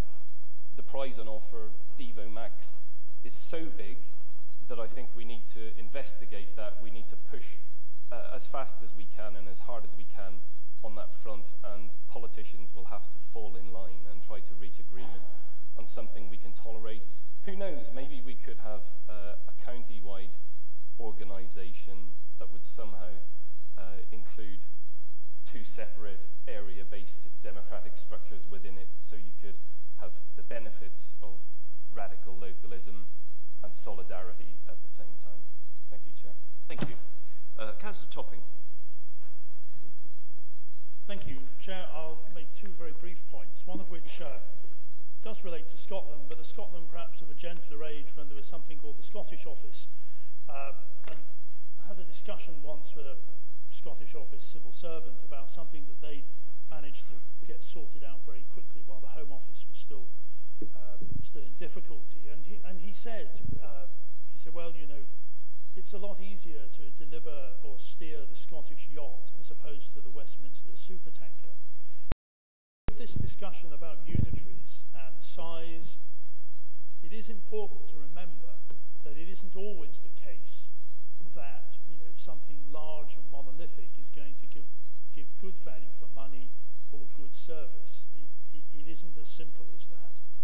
But that aside, my only point to or advice to the Chief Exec, who we've given this knotty problem to, is, you know, it is possible to arrive at an interim operating model that doesn't solve all problems for all time, and I would urge him to go for that, because we are not going to solve this for all time, but it is possible to land at something that has broad agreement, and then let's go for that and then move on. Thank you. Thank you. Councillor Jenkins. Thank you, Chair. Occurs to me that we're about 6 months into the committee system, and it's working. I couldn't have imagined having this debate before. I couldn't have imagined being a general purpose committee last week and having the debate that we had then. And I couldn't imagine an excellent councillor like Steve Criswell coming forward with a motion like this into the old scheme of things. So the committee system is working. Well done, everybody.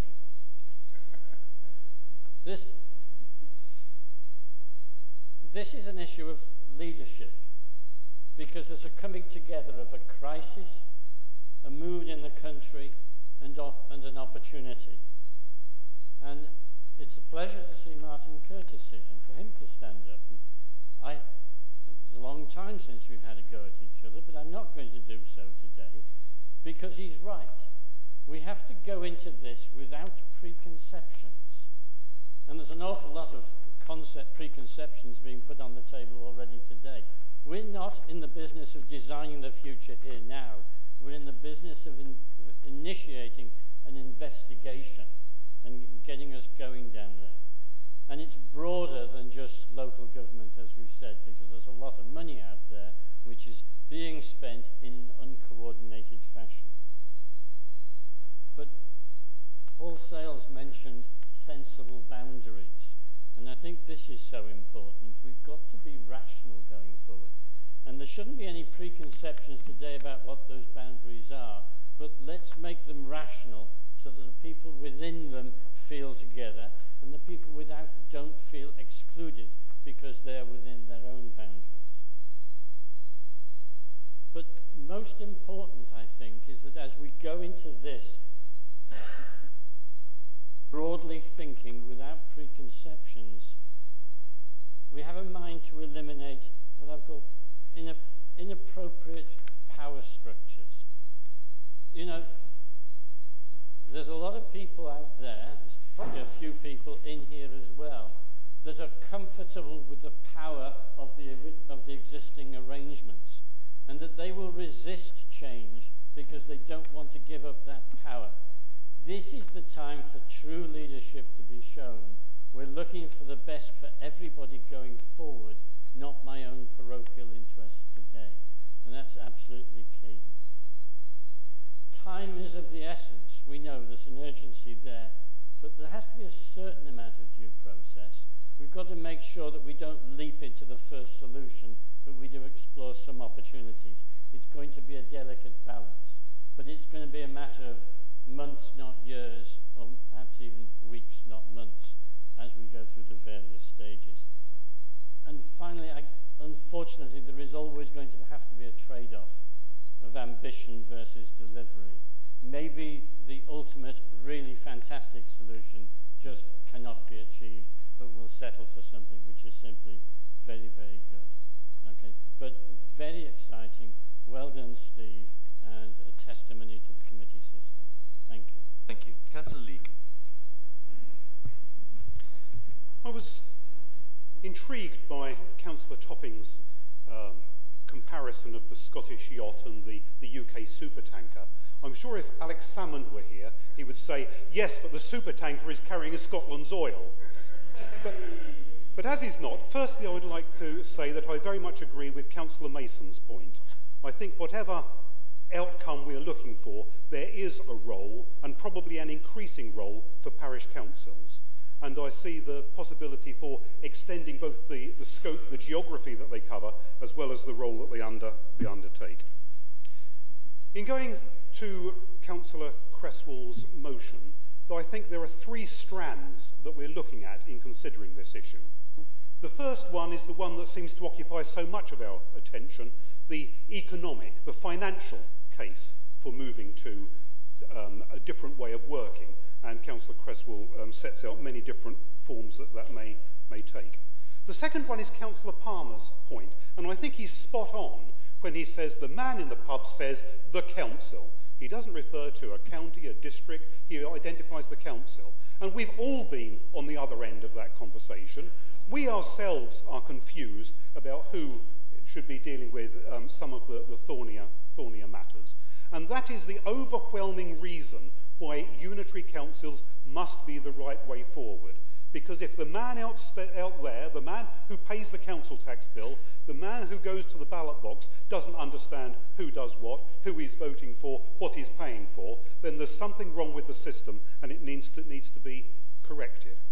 I was interested by the remarks he made about, you know, Greater Cambridge being wrong, but having a southern Cambridgeshire could be right, where it seemed to be Greater Cambridgeshire is great if only you can be part of it. But that's perhaps another issue. I don't think we want to get bogged down, or I don't want to get bogged down today in boundaries. But the third, and for me probably the most important opportunity that we have arising for this motion, is the one of devolution. Because, thank you Scotland, you have put devolution for England onto the agenda. And here is a ball that we can pick up and run with.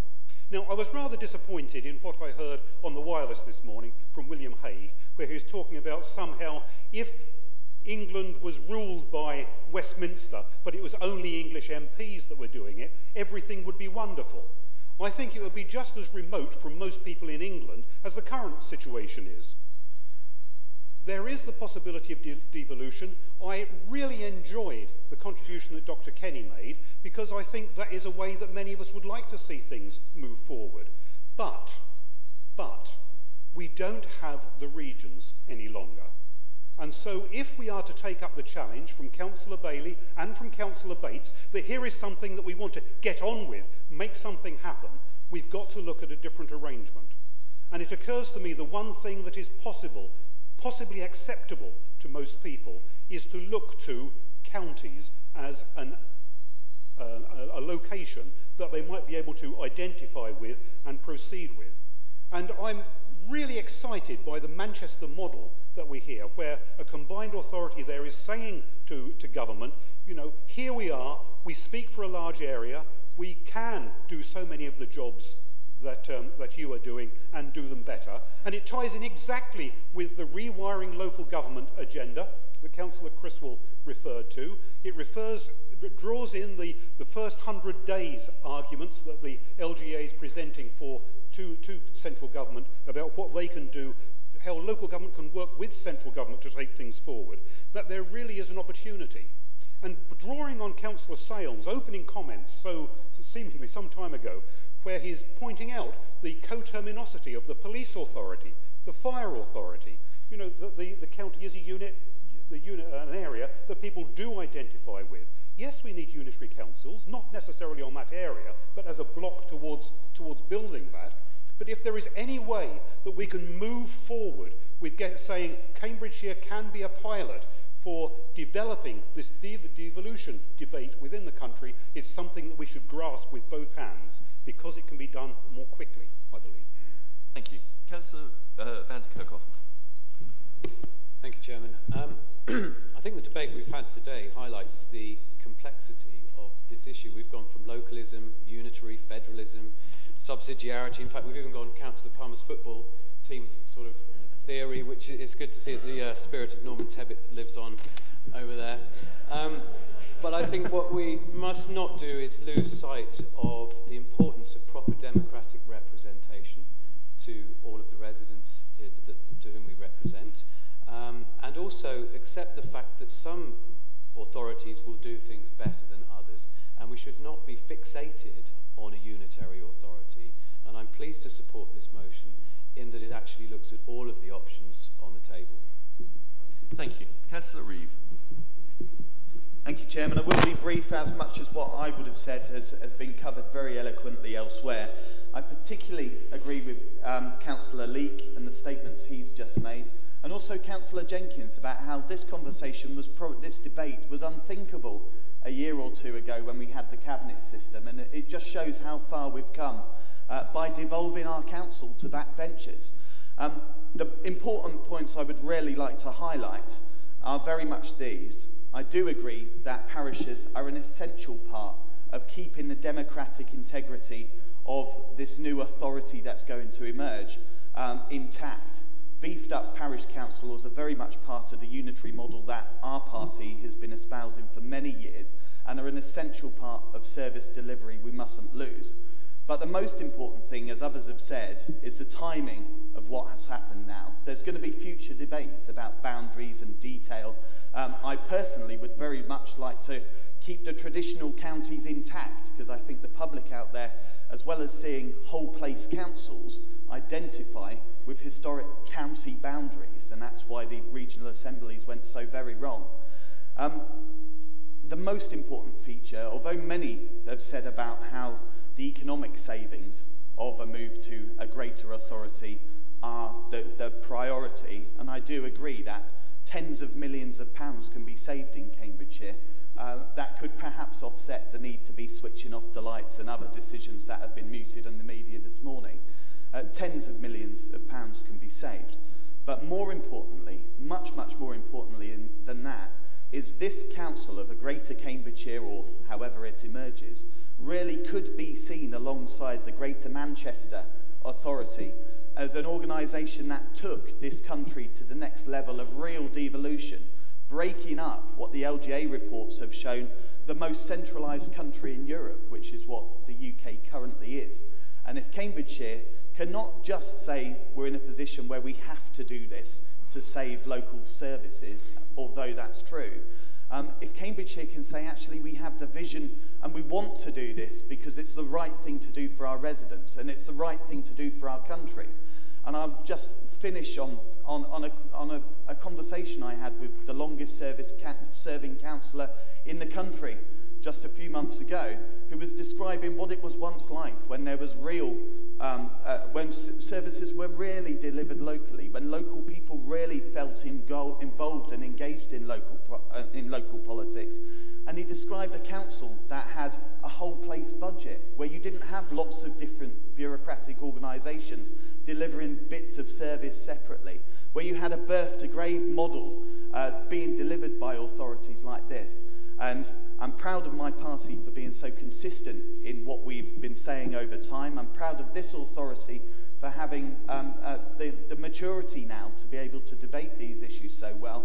And I'll be even prouder if we truly can be the authority alongside Greater Manchester that takes English devolution to the next level. Thank you for that. The end is in sight, sort of. Councillor Orji. Thank you very much. I'll be brief. I would like to congratulate Councillor Criswell on this motion. I think it's a strength of councils, whatever their structure, that individual members can bring a motion to full council and have it debated. And there are two particular dimensions of this motion I want to focus on.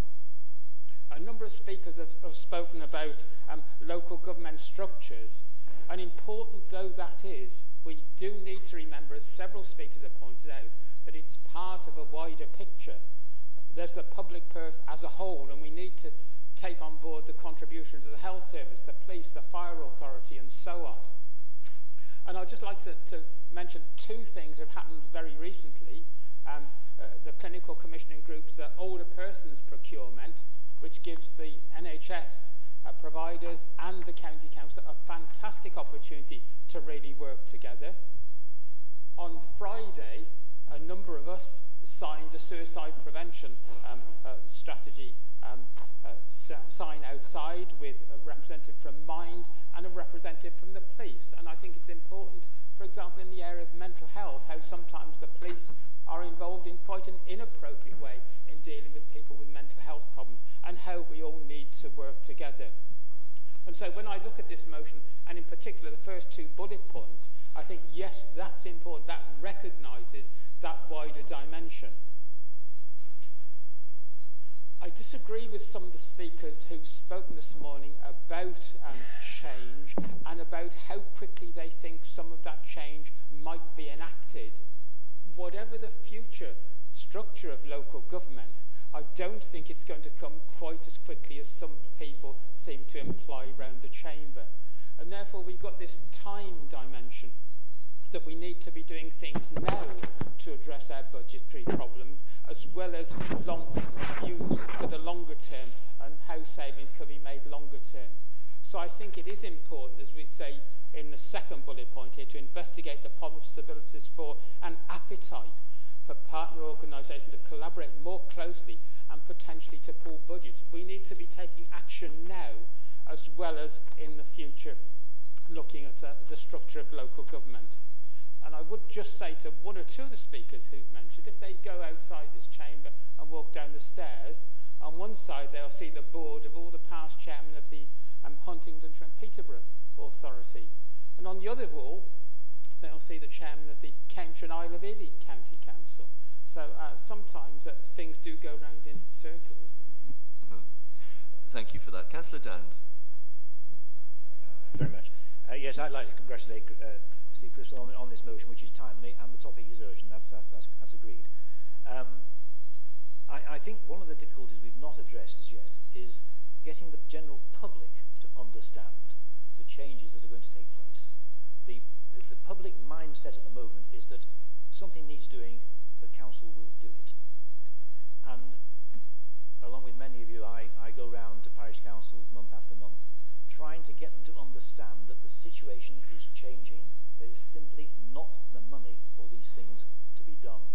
So alongside this very important structural change, there's also a public propaganda job for us to do, which is that if you want things to be done, some of them are going to be done by you.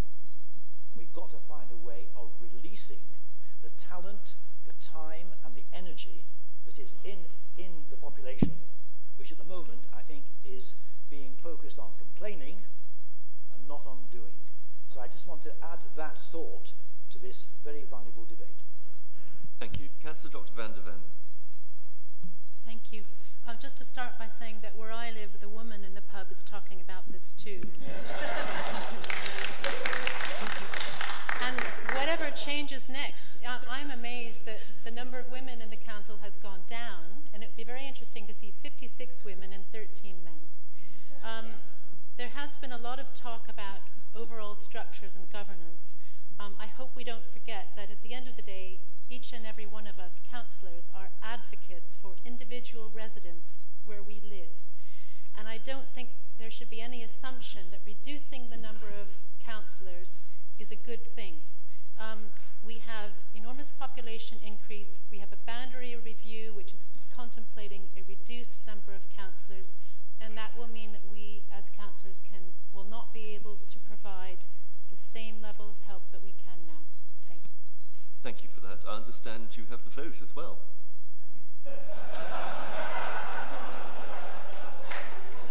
Councillor Hipkin.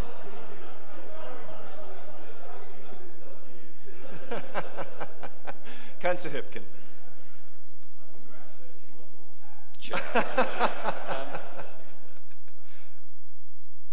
First of all, I'd like to welcome Councillor Criswell's motion and the spirit in which that motion was framed and the way in which it's been discussed. And of course, I agree with everyone who has testified to the consensual nature of this discussion that we've had today.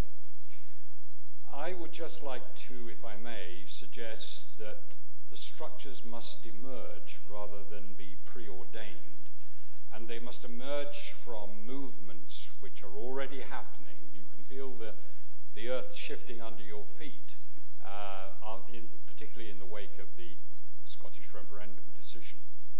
And to mix my metaphors, there's going to be a period, I suggest, of fermentation, and quite what wine emerges from this fermentation and how it will taste and how good a vintage it will be and so on is to be discovered.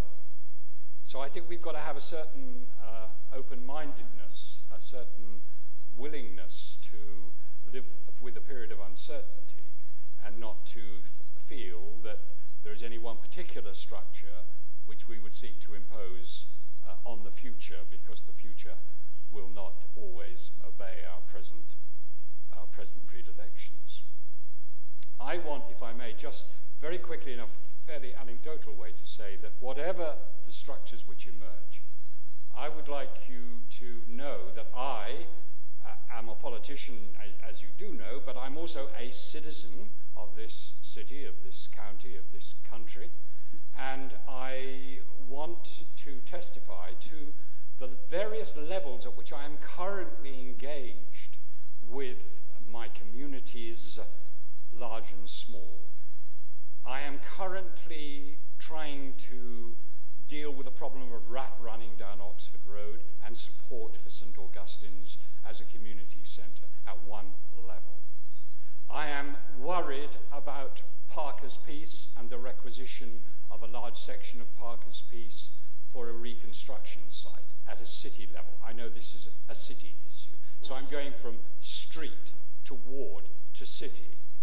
I'm also concerned about the Northwest development, one of the biggest developments in the country, and the impact that is going to have upon my ward, Castle, upon my city, Cambridge, upon my region, upon my county.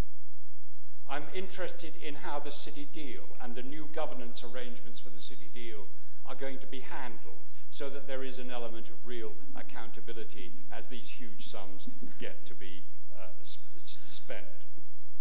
I'm interested in the whole question of the strategic vision that this county has had and restated at its last meeting to try to seek to end or to reduce at least the inequalities that exist between the north and south of the county.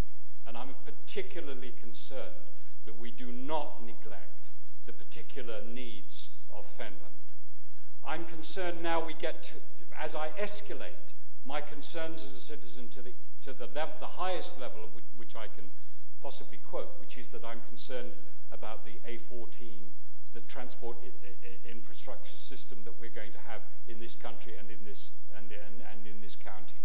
So all I'm saying is, in perhaps a rather over-elaborate way, that whatever structures emerge, they must take account of the way that citizens like myself want to be represented, want to have their say, want to have their concerns dealt with at each of these appropriate levels.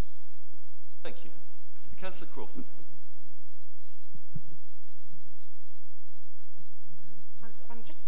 Thank you, Chair. I'm just interested in the arguments for the further devolvement of power.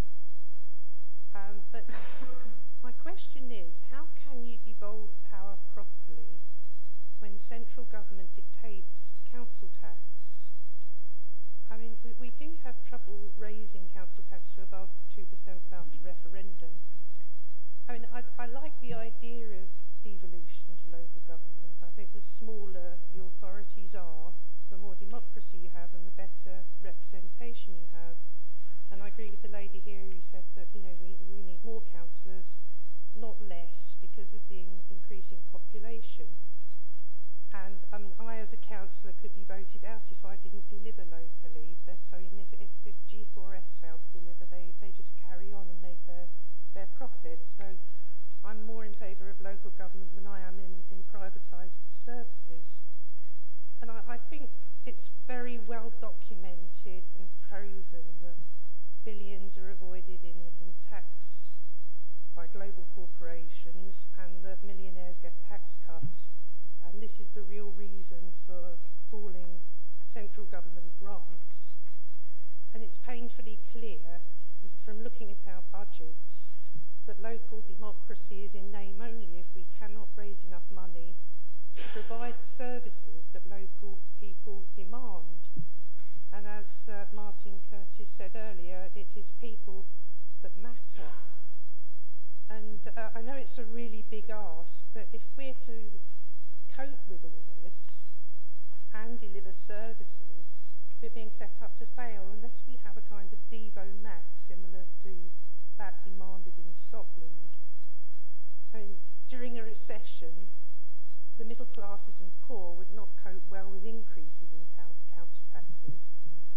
So to have full devolution, we'd have to have central government-style tax-raising powers. We'd need to be able to deal with businesses that do not avoid tax, for instance, have those powers to do that, and the powers to tax those that can afford it, like local corporations that work in our counties, and maybe even banks. Because I think if we're stuck between being forced to not raise taxes locally and coping with cuts to our central government grant, it won't matter how we rearrange the deck chairs, we're still not going to be able to deliver. Thank you for that. Councillor Count. Thank you, Chairman. When I think of Cambridgeshire and the discussion under today, my primary thoughts are as a county councillor, and you'd expect them to be so, particularly as I'm the leader. But actually my discussions with the other organisations in this county, I realise that they are in the same boat, or sinking ship, should I say, that we are. The health service receives one of the lowest funding settlements. They're a distressed economy. The police have a very low budget. We have an extremely low budget, and it's getting worse for all of us. And therefore, this solution, I don't want it to limit us just to the discussion about whether to have a unitary or 2 unitaries. I want the discussion about what is best for the people of Cambridgeshire or a greater Cambridgeshire, including Peterborough. And that's why I think it's well worded, because it's saying to Mark Lloyd, the Chief Executive, go out there and find out what is plausible, what is possible, and what is available. Because the last thing we want to do is spend the next few months, years, terms of office going round in circles, battering our heads against closed doors to find that people are saying that they're open, but actually there's a lock behind them and they're just saying it through the keyhole. Right? We've said for a long while we have an open door on these discussions, but that open door policy is no longer good enough. And this motion doesn't actually describe us as having an open door. What it actually says to Mark is go to everybody else and knock on their doors, because ours was already open. And I think we have to do that. In terms of where we will end up, I have no preconceived notions. I know what I would like to see, very much in line with what Killian Burke described. I've got to recover from that. It's not often I get to do it. But the one-place budget of Manchester, and this is something the County Council Network is trying to promote, a one-place budget, for me has a lot of benefits. But I won't even stand here and promote that today, because to say what I want just puts another line about what we should fight for or against. And none of us today should be drawing our lines in the sand about our preferences. What we should be doing is seeking what's available, what's plausible, and what's achievable. With regards to the speed with moving forward, a lot of sympathy with move forward as fast as you can. But there has to be 2 speeds. There will be easy wins out there that you can get at the moment. And those discussions may not even be easy wins for us. It might be help facilitating one of our colleagues to share services with a different colleague and just get those discussions going. But what we do need to do is take the easy wins, the financial gains, the better delivery of service in the here and now as we work towards another form of governance. And let's face it, I think most of us in this room would not be agreeing to this if we didn't think that there was a better form of governance out there. Now, there are 2 additional time pressures, not just what is plausible or possible, but also the coming election. We need to go down to London and find out what is up for discussion now and see if we can move some way to putting ourselves at the forefront of whatever is best for Cambridgeshire. But there's also the possibility that there might be a new discussion or a slightly varied one post-May of next year. And we have to be ready with an early ask of whatever that might look like. And finally, I'd just like to come back to one of the strong points that I heard for today from Peter Downs. The world is changing, and one area that we cannot ignore from this is the fact that we cannot do everything for everyone anymore. The budget of the County Council is already talking a lot about localism and community resilience, and actually the baseline of that is not what can we do for you, but what can you do for yourselves. And I think that's the true of all service providers, because there simply isn't the funding about. So as we move forward, I think that will have to be part of our thought process as we get there. I heartily endorse this motion from Steve Criswell. We did have a comment that isn't it nice that we're all agreeing together now that we're in the committee system. I just think it's nice that we're all agreeing together when we once again have a Conservative motion. and the initials and the initials of the proposer is SC. Slow, but you got there. Sorry, did. But yes, I do heartily endorse this. So thank you for that, Councillor Count. Councillor Hickford. Thank you, Chair. Just a quick addition. What a great debate. Much has been said about the involvement of parish councils, and rightly so. But I would ask the Chief Executive, in fact, I'd ask all of us to manage expectations and actually give support where necessary, because particularly when we talk about parish councils, some will be very up for this sort of debate and discussion, and others will be overwhelmed. So just please, that's why I ask a little bit of managing expectation and support where necessary. Thank you. Quite right. Thank you. Councillor Scott. Thank you. When the Attlee government came to power in 1945, it was because there was a recognition that everyone in this whole community is British. And the notion was that there should be national policies that serve the interests of all people who are British, and no British person should be left out. There should be policies at national level that ensure that everybody was treated equally from wherever they came, whether they came from Cambridge or Glasgow or Cardiff or Norwich. Everyone was equal. And although I do agree, and I will be will be supporting this resolution, I think that we should never lose sight of the fact that localism and regionalism are important, yes, and it is important that services are delivered on the ground in the way that people want them. But they also need to be delivered in terms that every British person throughout this United Kingdom has a right and an access to services that are of equal standard and that are delivered in equal terms. And one of the matters that does concern me in the debate is that people may be well off in one area that's a regional area, and they are very badly off in other regional areas, and those people should not be left out. And there should not be this idea that we have regions and localisms that serve some people very well and don't serve others well at all. The other aspect that I really need to emphasise is that people don't remain in Cambridgeshire forever.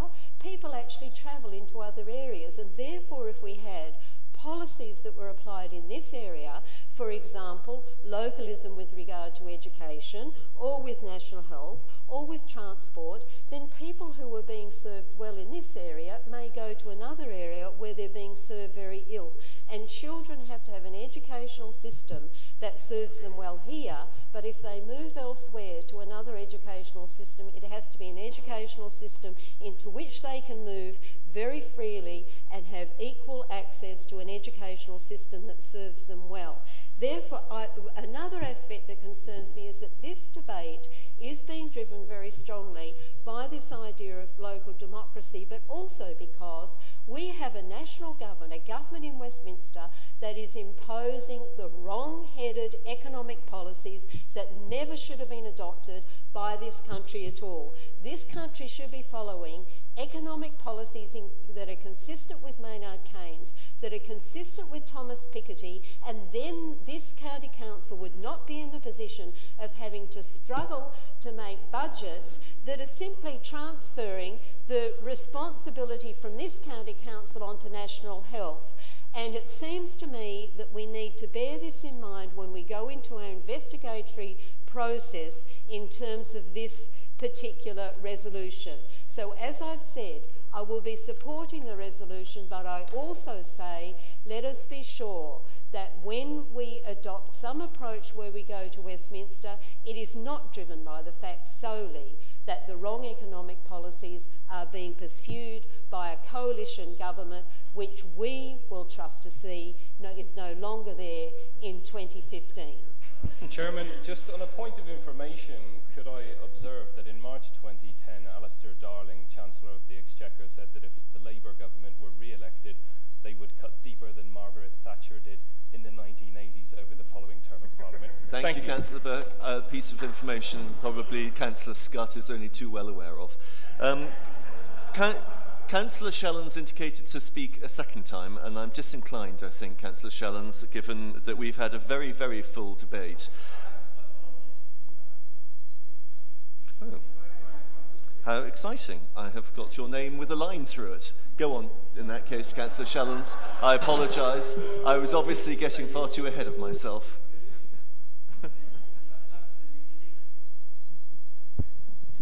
Thank you, Chairman. Sorry about that.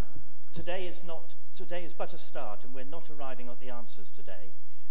But I'm concerned at multiple comments about parish councillors, and I agree very much with what Councillor Hickford has said. And I think we need to insert a caution into the discussion. My concern is about putting greater responsibility on parish councillors. A number of parishes struggle to get their full quota. There is fear of responsibility for acts taken by the council, which acts as a disincentive to many, and adding more roles will only add to that problem. Pay is not affordable as a solution, and we struggle to find the necessary number of capable, effective local leaders.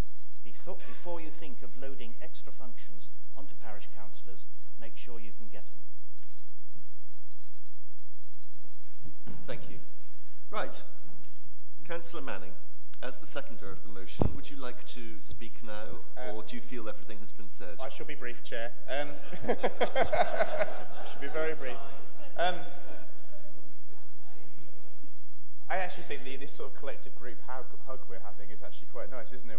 I had Conservatives sort of talking about looking after the least well-off, and I'm sure I heard a Labour councillor mention decentralisation. I think the person we're going to have to say thank you. I think, on a serious note, the person we'll have to say thank you to at the end of all of this is actually probably Alex Salmond, because he will be the person that will have got us to the point when we get something like devolution. Just two very, very quick points. I completely agree with everything Councillor Hipkin said. This is about getting the appropriate level of government for the people in an area that want it, not about mandating parish councils this, district councils that. It's about working out which works for a local area.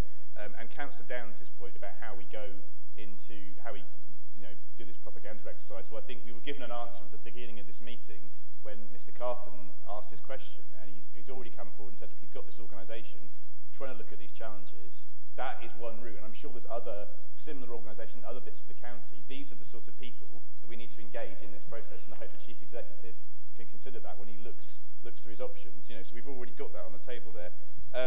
All the other points I was going to say would have been made. I was just going to finish with a paraphrasing of a famous old Liberal, which is go back to your constituencies and prepare for devolution. Thank you for that. And finally, Councillor Criswell, the floor is yours. Thank you, Chairman, and I'd like to thank members for an absolutely excellent debate. I did start off jotting down some points that members were making, and I gave up a very long time ago, Chairman, you'll be pleased to hear, so I'll be very brief. I'd like to thank members for their widespread support, for the openness of the motion, so I hope it does receive widespread support. And the one thing that has come from the debate is just how contentious the reorganisation of local government will be. And, of course, the fact that we need to make savings now. We can't wait for that to happen.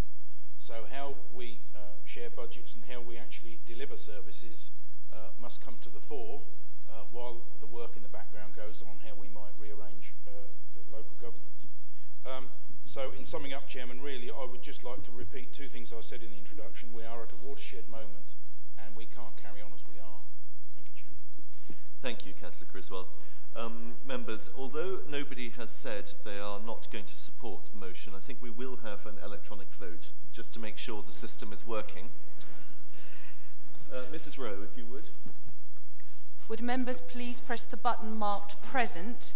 Members in favour of the altered motion, please press the button marked yes. Members against, please press the button marked no. Members wishing to abstain, please press the button marked abstain.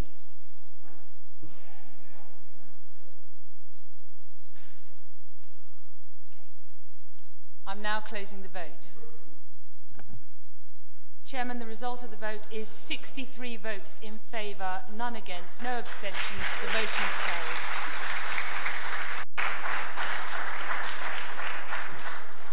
carried. Members, before we break for lunch, we do have a small amount of business still to complete.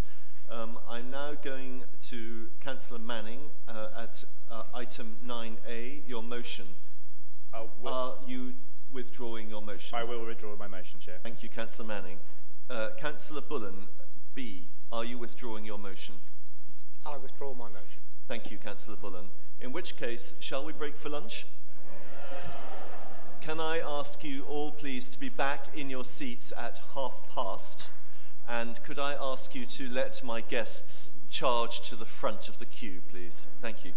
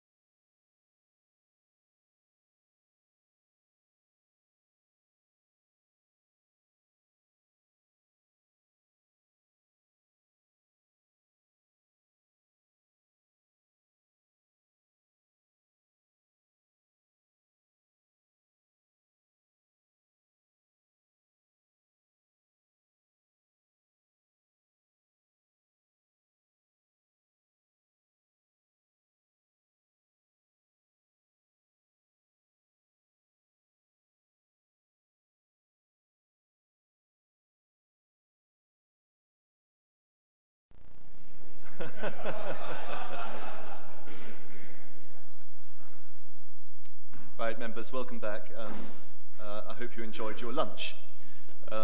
Before we move on to the next item, which is motion D, I am informed that we have 19 members wishing to ask questions at the end, so you may want to bear that in mind in the course of the debate. So, motion D from Councillor Harty. Councillor Harty. Mr. Chairman, members, the A428 is a route of significant national and local importance. It's currently one of the highest traffic growth areas in the country, and further growth is planned along the length of the corridor. Without improvements, the A428 will not be able to cope with the planned growth. Early commitment is needed from government for an improvement scheme between the A1 Black Cat roundabout and the Caxton Gibbet roundabout. And this section of the A428 is the only remaining single carriageway on this important east-west route. It lacks capacity to support current travel demands, and with planned growth is unable to function effectively as a strategic link. A comprehensive approach is required, and piecemeal improvement schemes would not offer a satisfactory solution. Modelling work carried out for the draft Cambridgeshire long-term transport strategy illustrates that additional new capacity is required to facilitate growth. It is essential that improvements are brought forward as soon as possible so that the route does not act as a barrier to future growth and prosperity of the various areas. So therefore, this council calls on the committee chairs and vice chairs to work with their fellow committee members to seek commitment from government and the Highways Agency that comprehensive improvements will be prioritised for the A428 to enable it to perform effectively as a strategic east-west link.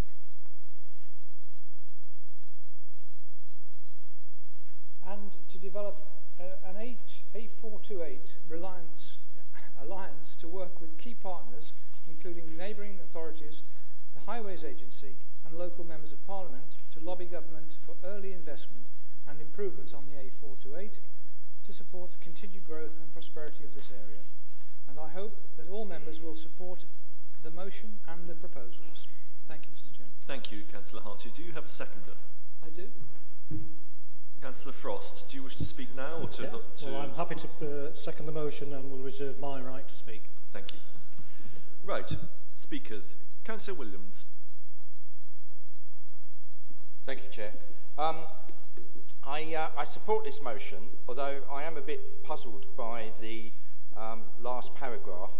I'm very pleased that we hopefully we can now press on and improve this road, given that the tolling of the A14 is out of the way, because I feel that that was probably one of the main reasons why we haven't seen any improvement on the A428 between Caxton, Gibbet and St Neots. But I'm a bit puzzled by the last paragraph, because on the 3rd of October, of course, we have made an alliance between the councils along this route.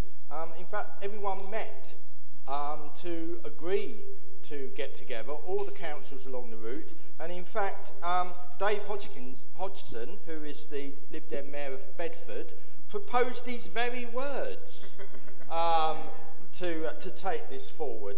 Now, I'm quite used to the Conservatives stealing our clothes on income tax and pensions, and no doubt they will steal school meals now that they've become successful. But we haven't seen much of it in this chamber, but obviously it's now filtered down to a local level, and no doubt we'll start seeing them trying to steal some of our policies on this council. Can I ask, though, that in this alliance that we involve, and we've heard a lot about them in the previous motion, parish councils along the route, because it's very important that we involve the parishes along the A428, as well as the district and the county representatives, to ensure that we have everybody on board on this, because I do know that there is some concern from those who live between Cambourne and Cambridge that any upgrade on the 428 will actually not be of benefit to them. But I'm sure that we all agree that something does need to be done on the single carriageway part of the A428. So we need to get on with that, but please involve everybody along the route to make sure that we have everyone on side and that no one feels that this is going to disadvantage them. Thank you. Thank you. Councillor van der Kerkhoff. Thank you, Chairman. I'd wholeheartedly like to support this motion from Councillor Harty. Indeed, I was at the meeting last Friday in Camborne, and it was a very useful event. There was a lot of unity amongst everybody there supporting a non-partisan approach actually to this subject. I mean, quite frankly, I don't care who puts this motion forward. I think it's something that we should all embrace, and certainly everybody along that route is patently aware of the problem. I know Councillor Harty's concerned about the future. It's a problem now. Companies are having problems attracting employment because of the sheer problems of people potentially getting to work. It took me over an hour just to get from St Neots to Cambridge this morning. I'm sure I'm not alone in that problem. But I think what we all must think about is we must send a strong message to central government that no more development is acceptable along this route until we have the infrastructure. And I hear arguments all the time saying, well, you've got to have the houses before you have the infrastructure. Well, I'm sick and tired of listening to that. I think it's about time we realise that development should actually benefit the communities who are going to be affected by it. In fact, this is all a part of localism, the new homes bonus. I don't want to go into that today. But the issue is that communities should benefit from development. And at the moment, the situation we're having here is that our lives are being affected in a negative way because it's impossible to get to work. It's just not improving our lives at all. And really, we need to make that very clear to central government. And I think as part of being united, we need to ditch the tribalism and not worry about who proposed it or who seconded it or whatever, but focus on getting this issue pushed up the list, because the whole issue is that pressure must be put upon the Highways Agency and upon central government to get this prioritised so that we can actually get something done. Thank you. Councillor Giles. Thank you, Chairman. Yes, I too will be supporting this motion. I'd like to have seen it gone further, but I will be hopefully asking a question of Councillor Bates later on, which will encourage this. But let's put this in perspective. The A428 runs from, I believe, junction 13 at Milton Keynes on the M1 to junction 13 on the M11. I think it's junction 13, yes it is. It's a distance of, I suppose, about 40 odd miles, with just 12 miles from the Black Cat roundabout to Caxton Gibbet not Dilled. Now this morning I travelled 20 miles from my home to here. It took me 1.5 hours. That's an average of 13 miles per hour, I think. I have a thingy on my engine that when I'm actually stopped, the engine clicks down and the seconds start. I was actually idle for 32 minutes 46 seconds on that route this morning. There was traffic everywhere, but there was no hold up whatsoever. There was a slight breakdown, but that was by the by. It needs to be done. There's no doubt about it, and I do not confer with the fact that the A14 is not going to be dealed, and it won't make any difference. It will make a difference. The A14 isn't not dealed, but yes, funded, taxed. Yeah, told. Thank you. Yeah, so it doesn't. It's not going to make any difference. That is a very, very, very busy road. As soon as you get past Caxton Gibbet to Maddington Mulch, but that's by the way, it's clear. Traffic is going 60, 75 miles an hour. I wasn't doing 75 miles an hour, of course, Chairman. However, so yes, we need to bring as much pressure as we can to whoever, and we must get this high up on the agenda, please, because I'm going to come to the fact that there's 20,000 houses due to be built along that road. It just ain't going to work. It is not going to work. Please, so we need to be very proactive in this, and let's make this a major campaign. Thank you. Thank you. Councillor Whitehead. Thank you, Chair. I want to make, I'm not going to oppose this motion as a user quite frequently of the A428. But I would just like to say one thing about it, is that if you pick your time to use it, the A428 is not a crowded or busy road, or you don't get hold-ups. And much of the money we put into road improvements is improving roads to deal primarily with a few hours of traffic in the morning and a few hours of traffic in the evening. But in between, many of the roads that come into Cambridge and other towns and cities in Cambridgeshire are not busy. Take Hills Road, for example. The faculty I worked on was on Hills Road. We all know in the morning people are crawling up Hills Road to get into work, and at the evening they're crawling home. In between, there is virtually no traffic on that road. And what I would like to see us looking at, besides looking at a road improvement thing, is how we can begin to spread out some of that traffic. Because if we could spread people out and stop everybody having to get into work for 9 o'clock, we would solve many of our congestion problems. And I believe there are things that we can do to try to spread out that traffic. When you retire, as I have, you do things often at different times of the day. And being someone who dislikes crowds, I've discovered that if you go shopping in Cambridge between 9 and 10:30 in the morning, there's absolutely nobody in the shops. There's you. You can have every shop assistant you want helping you. I had to walk down Huntingdon High Street, the whole of it, to get to the Health and Wellbeing Board last Thursday. This was at 9:30. Deserted. There was nobody in the high street. There was nobody going in the shops, despite the fact they were all open. At lunchtime going back, it was quite busy and bustling. And I really feel that one of the things we could do is talk to retailers, for example, about opening their doors from 10 till 6:30, so that people who work in retail don't have to try to get into Cambridge and Huntingdon and where else for 9 o'clock. That would spread out quite a bit of the traffic. Similarly, if they were open till 6:30 in the evening, it would spread out the people going home, and it might even encourage some people, instead of getting in their car at 5:30 and sitting in a traffic jam for a couple of hours, to perhaps stay behind and do some shopping or whatever in Cambridge or Huntingdon, wherever it is. We could also look at controlling when delivery vehicles are allowed in, so that we could try and take them out of the traffic thing. And we could also look at encouraging more flexi time, and also look at our practices. Do we demand that all council employees are here at 9 o'clock in the morning? I used to campaign against this in the faculty, and colleagues of mine said, to be at a meeting for 9 o'clock, it takes me 3/4 of an hour to get to work. If you have it at 9:30, it takes me 15 minutes. I mean, how mad is it that we have people sitting for hours in traffic jams because we're absolutely wedded to starting everything at 9 o'clock?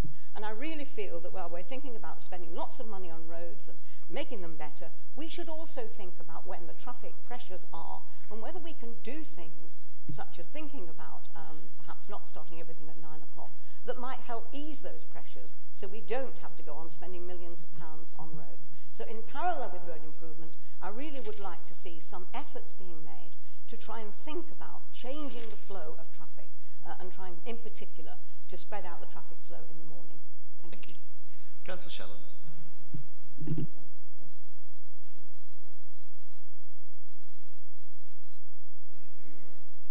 Thank you. Thank you for allowing me to speak, Chairman. I live in Brampton.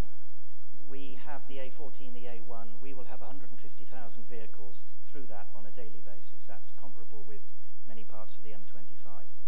I'm assured by reps for the Highways Agency that because the new A14 will be a new road, there will be no hold-ups.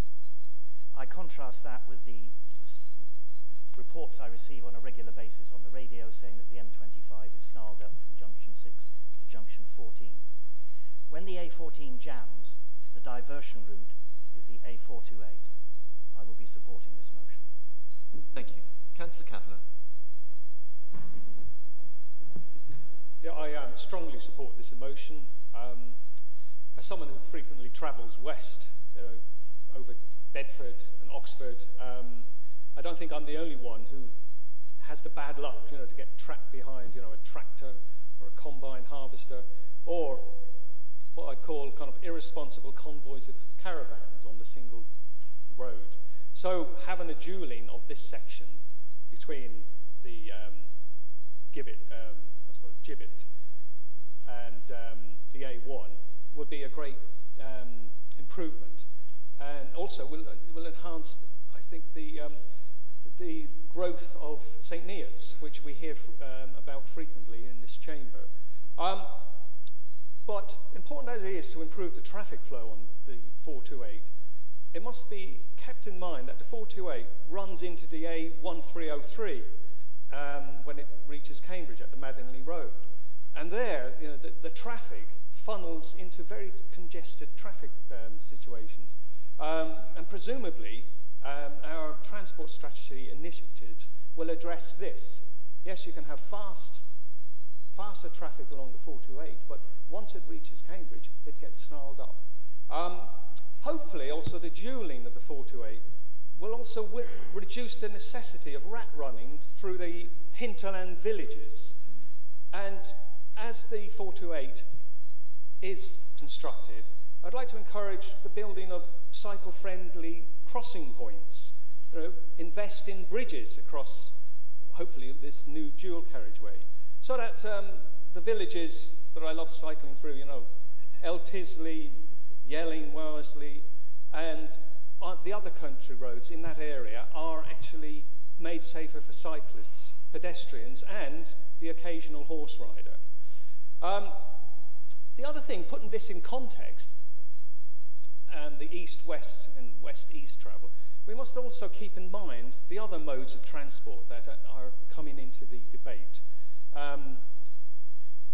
We've had the announcement in late 2013 that the government is backing the extension of what was known as the Varsity Railway line from Oxford to Cambridge, going through Bedford and Sandy. The extension of this line is predicted to enhance the ease of travel between what is now becoming known as the Tech Triangle, you know, of Cambridge, Oxford and London. And the 428, I think, will complement this reopening of the railway route, which I strongly support. There actually have been other efforts to join Oxford and Cambridge. You might be aware that there was an airline that tried to have daily flights between Oxford and Cambridge. Unfortunately, it failed, but many of my constituents in Coleridge Ward weren't too unhappy about that because of the complaints that we were all under the flight path. So flight, although it's fast, is actually very, very expensive. But what I'd like to throw out really is, will anyone put a bet on which will be completed first? You know, in the light of the A14 drawing in our resources, which will be completed first?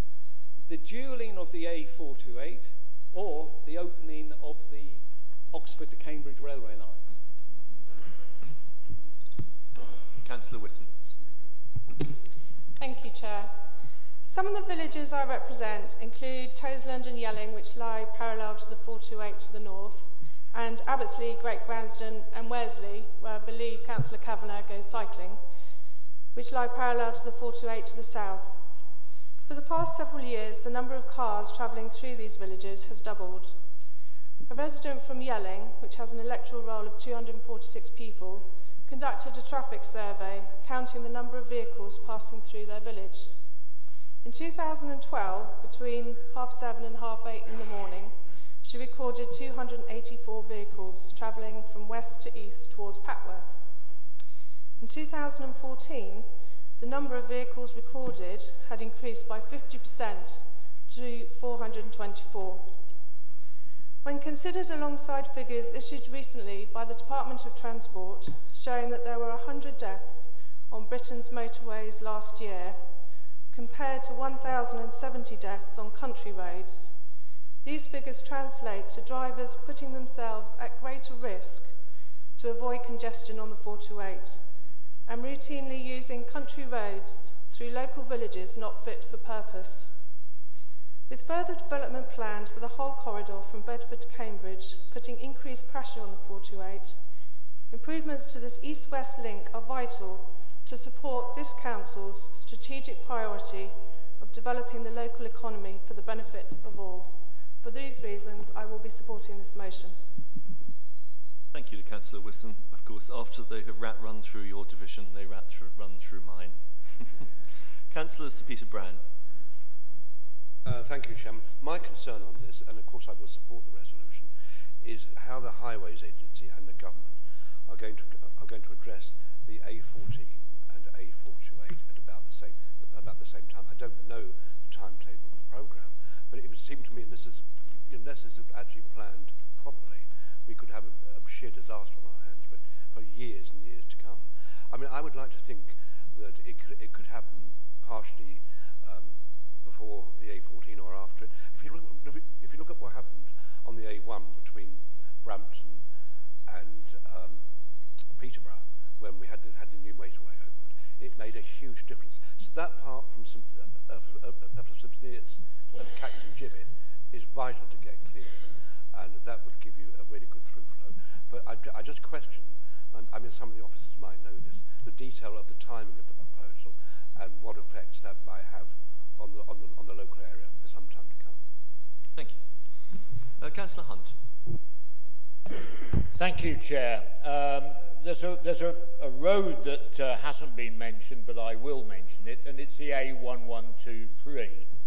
Now, as we all know, the A14 closes when a sort of fly decides to die, or a sparrow gets run over, or anything happens on the A14, it's blocked. Where does the traffic go? Sure, a lot of it goes on the 428, but a lot of it comes Newmarket, Wickham, Streatham, Wilburton, Hadnam, Erith, Bluntisham and through to St Ives, and it comes that way.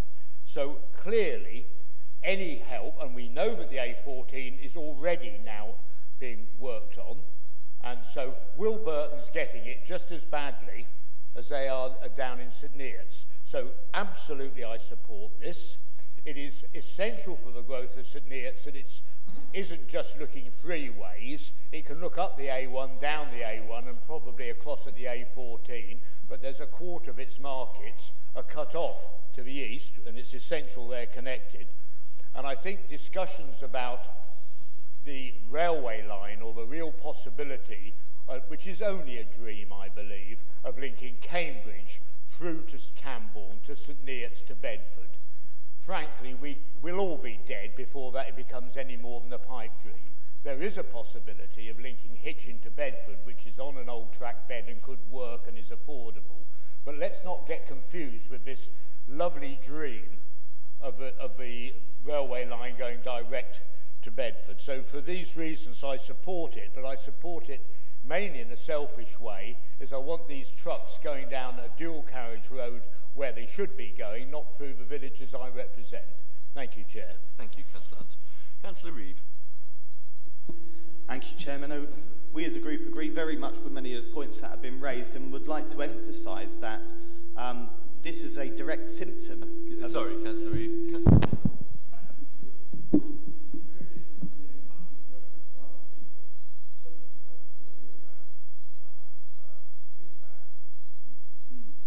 Yes, I think everybody's aware of it. We must struggle on through because we can't afford to buy a new system, Councillor Sales. So.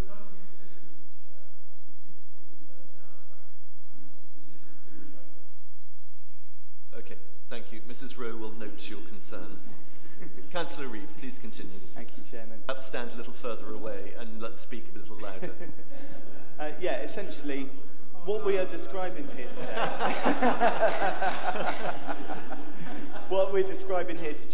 today is a symptom, not the actual cause of the problem. Councillor van der Kerkhoff illustrated exactly what the problem is, and it seems fascinating to me to sit here listening to parties represented by a government who have a policy of building houses no matter what the cost across this country, without any infrastructure planning whatsoever. Even the much appreciated A14 improvements, we will find by the time the A14 is improved, so many houses have been built along it that there will be no tangible improvement to the actual road user at all. So the real point that we'd like to make today is we need to readdress the planning system so that there is an infrastructure plan ahead of housing delivery, of which this is just a symptom of exactly that. We will support this. We think it's an essential measure, but it doesn't address the core problem. And we'd like us to review. This council is a statutory consultee to all planning developments within Cambridgeshire. Why isn't it that our highways people are so often saying no opposition, no opposition, no opposition, when we know and they know that many of these developments don't have the infrastructure to support them. Thank you. Councillor Loynes. Thank you, Chairman. I live on the A428 at Eltersley, and I'm probably the very closest village to that road. It took me 20 minutes to get out of the village this morning, and in all an hour and a half just to get here from Eltersley. Most of the routes in this country, east to west, are diabolical.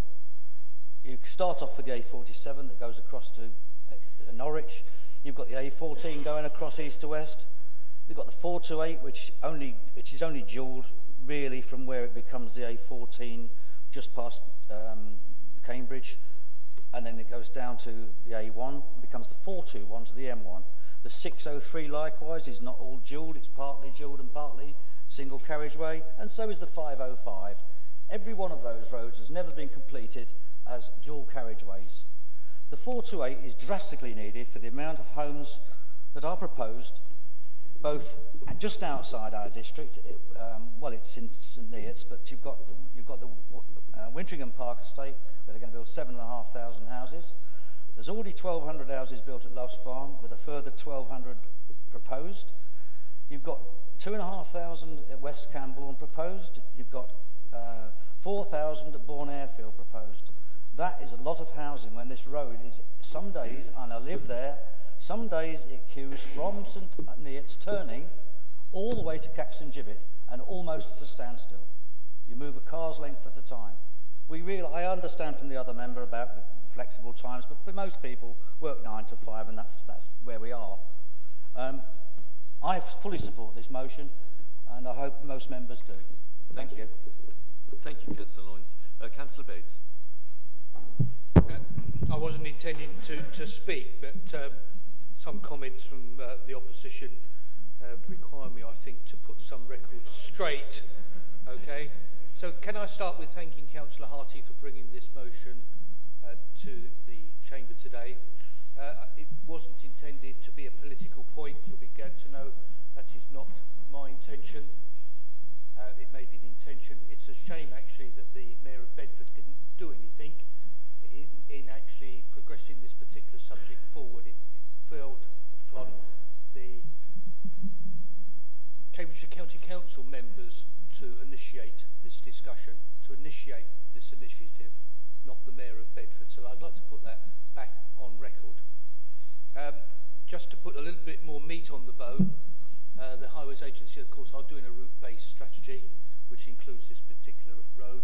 That report will be coming out in March of next year, and obviously that will be quite a strategic point in time for us to address the issues on the 428. But it is a wider issue, as the members have actually said, because it actually is the 421.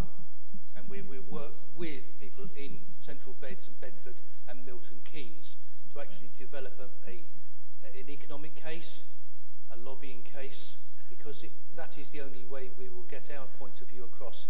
It is work together, you will achieve something. Work on your own, you are often isolated. So let's work together for all parties, across all the districts and all the counties, which includes people like Suffolk as well. It is important for them as it is actually for everybody else. So I welcome this debate, I welcome this motion coming forward, and I hope that all members will support it. Thank you. Councillor Smith. Thank you. I am also pleased this motion has come forward. I will be supporting it. There is more and more congestion along this road, and it's at different times of the day. So thank you, and I will be supporting it. Thank you. Councillor Topping. Thank you, Chair. Very, very quickly, I thought I heard a reference to the markets of St Neots. It sounded like, they're on a par with Marrakesh and Samarkand in terms of their exoticism. But I think the key thing for Councillor Harty, but I think it's a very good motion, and I will be supporting it, is it seems to me that this is exactly the sort of thing that if we can play it and leverage into the city deal, it's about infrastructure, and I wonder whether there is the option to make a reference to the city deal in terms of when we're writing to various people. Thank you. Thank you, Councillor Topping. I have no other speakers, so Councillor Frost, you reserved your right to a seconder to speak at the end. Now is your opportunity. Thank you very much, Mr. Chairman. and it seems very much as though we're pushing on an open door to pass this motion. So I'll try and keep some of my comments brief. But I have, for over 15 years, been using the A428 on a daily basis to get to work and back. 15 years of watching the level of traffic increase. My office overlooks the A428. I can see its usage even when I'm not on it. In these 15 years, Cambourne has become a reality, Packworth has grown, and St Neots has increased in size considerably. And yet more building is on its way. More people, more cars on the road, more queues, overuse of the infrastructure is clearly proving inadequate for the job. There was reference to the inadequate local roads. I would suggest it's not just the village roads. I wouldn't suggest it's just the village roads that are now inadequate. It is the 428 itself. I have been fortunate over the last few years. The duelling up to the Caxton gibbet means I no longer queue at Hardwick. But, you know, where it's my gain, I want to see others gain as they use that road. Users of the road further westward have had no such luck, like myself, and this motion recognises this and seeks to ask the government to address the problem. Council, this road is of national interest. It is part of a route that links many county towns. I had a look on the sort of the website, sort of planned my route from Bedford, and I sort of thought I'd try and sort of see how I would get to Norwich, how I would get to Ipswich, and perhaps even extending the county sort of town structure, how I might want to get to Felixstowe if I'm an exporter, or perhaps even an importer. The 428 is on the plan that takes you that way. So we're not just talking about Cambridge, we are talking about counties and the county towns beyond. It is that important to trade. It's a real problem, and this road, it becomes so at peak times. I take the point of Councillor Whitehead, who was saying perhaps we shouldn't all be on it at 9 o'clock. I have one of those roles and jobs in life where I can actually juggle my start time, because I have a lot of evening meetings, and I stay at my desk regularly until 7:30 to attend parish councils. But not everybody is that fortunate. You know, people have to try and get into their place of work for 9 o'clock, and we really have to try and make sure that we can facilitate the people who need those jobs for their employment. It's hardly surprising that the LEPs, the local councils from across the Eastern region, the highways agencies and the MEPs all want to see action. As we look to drive forward the area's economy, we need to lose the stumbling block that is the ordinary carriageway of the A428 from Caxton Gibbet westward. I urge everyone to support this motion. Thank you. Thank you, Councillor Frost. Councillor Harty, would you like to sum up? Do you want to pop on your microphone? It's not my intention to go through the full list. Certainly we'll make a note of it, but maybe just to mention one or 2 points. First of all, the involvement with parish council is a very important point that Councillor Williams was making, and that certainly will be taken up. The need for a strong message to go to government with regard to the requirements of the 428, which Councillor van der Kerkhoff mentioned, and the question of keeping these projects on time. High on the agenda again was mentioned by Councillor Giles with regard to making sure that we get within a good, close, hopefully at the top of the list that will be prepared towards the end of December into the early part of the spring. Councillor White had some very interesting views, which we'll keep on board for the moment. And Councillor Shellins, I think, was quite right in this problem that does occur on a regular basis, is diverting the A14 onto the 428, and that creates absolute havoc. Councillor Kavanagh mentioned the exit lane from the M11, which I'd experienced most days, and it's not good, and we need a good solution to that, a sensible solution. Hopefully that will come forward. I noted the cycle crossing points as well, and the varsity line.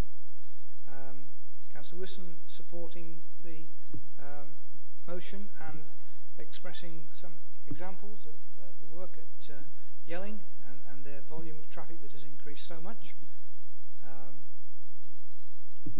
And one or two others there in terms of support and growth, particularly towards St Neots, which is welcome.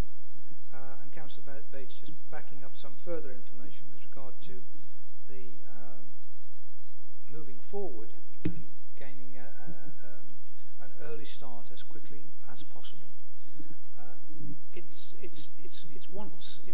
It's needed desperately, and as part of the infrastructure, it should go in early in the process itself. But we'll have to work with the Highways Agency to do that. Thank you, Councillor Harty. Right, members, we shall move to an electronic vote. Mrs. Rowe, if you'd like to talk us through it, please. Would members please press the button marked present? Members in favour of the motion, please press the button marked yes. Members against the motion, please press the button marked no. Members wishing to abstain, please press the button marked abstain. I'm now closing the vote. Chairman, the result of the vote is 62 votes in favour, none against, no abstentions. The motion is therefore carried. Thank you very much. Shall we move on now to the last motion? This is submitted by Councillor Walsh. Councillor Walsh. Propose the motion, Chair. Thank you. And speak to it, Lord. I think if you would like to speak to it, now might be a good point. Good. Well, I would like to open, because I didn't earlier, Chair, I'm congratulating on your temporary elevation. And, just saying, with other members and I were commenting at lunch with what style and finesse you've done it. You've done it today. It's not going to make any difference, Councillor Walsh. Worth a try, yes, worth a try. Okay. I would just like to crave one more piece of forbearance and just make a small correction at the top of page 8, where it says on the top bullet point, 117,000 K. The K should not be there. Inefficient though we might sometimes be, we don't spend £1.17 million on administration. So I hope that's all in order, Chair. Thank you. Well, on a more important and serious note, imagine that you're in your 20s, your parents can't afford to take you back into the family home, you've lost your job, you can't afford to stay in a highly expensive city like Cambridge or other parts of the county where it's extremely expensive. The local assistance scheme is your only point of call. Imagine, as the Cambridge Women's Aid campaign, which is in my division, as they approached me and said, imagine you're a victim of domestic violence, you have 3 kids, no family to support you, you can't go back, all of your stuff is in the house. The local assistance scheme is your only point of call. Imagine that you've been on the receiving end of any kind of reduction in welfare. It's your only point of call. This is really basic stuff. And there's a reason that legal organisations, campaigning organisations up and down the country are threatening to challenge the government with the abolition of the money for what was the old social fund and is now the local assistance scheme. And I certainly believe that national government should be providing money to local authorities for this funding, that we shouldn't be having to do it ourselves. So that's the starting point I come with. And I would like to see this local authority join the growing chorus of organisations, local authorities, campaigning groups that want to see this money maintained before the financial settlement is announced in December. I apologise slightly for the long-winded introduction, but I think having spoken to lots of members about it now, there's been some confusion over how much was where and at what point. So I hope this clarifies exactly how much is in the bank for us and how much has been spent so far.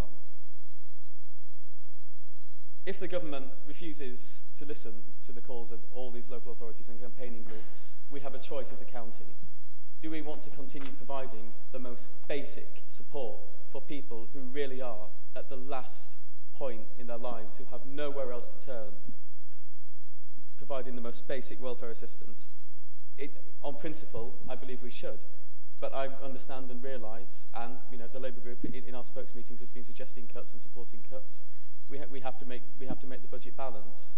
I think this should be a priority, and I'm perfectly happy to keep going to my spokes meetings and suggesting cuts and so on. I mean, this makes some reference to the amendment by Councillor Leek, but the reason I would like to see a general purposes subcommittee organising this is because it may be that the adults' budget is so incredibly overstretched that something could be contributed from another budget elsewhere over the coming years. So I would like to see general purposes rather than the adults committee leading the investigations should the government refuse to continue funding the scheme after December. We must also remember, I understand that the Children's and Adults Committee have been looking at this and that the officers are spending some time looking to see what the authority might do, but I don't want us to, the reason I brought it here today is because I don't want us to lose the opportunity of making the government stick to what should be a basic national government commitment. And I would very much like to, and it would very much help us not to have to fork out another £600,000 that we desperately can't afford. So I would like to continue to see the budget stay as it was, and as the officers have reported, since it was top sliced in April this year, the budget for the class has become increasingly pressurised as we found more and more demand for various economic and political reasons, people needing the support. So I should leave it there, and I'd very much like to see all of the political groups gathering together to see what we can do, and I will certainly be making contributions to try and make sure that we can find the budgeting in other areas of the council spending to maintain this extremely valuable, necessary service. Thank you, Chair. Thank you, Councillor Walsh. Do you have a seconder for your motion? Thank you, Councillor Scott. Right, members, do I have anybody who'd like to, for example, propose an amendment? Councillor Manning? Chair, it's funny you say that. I would like to propose the amendment set out on the pink paper this time.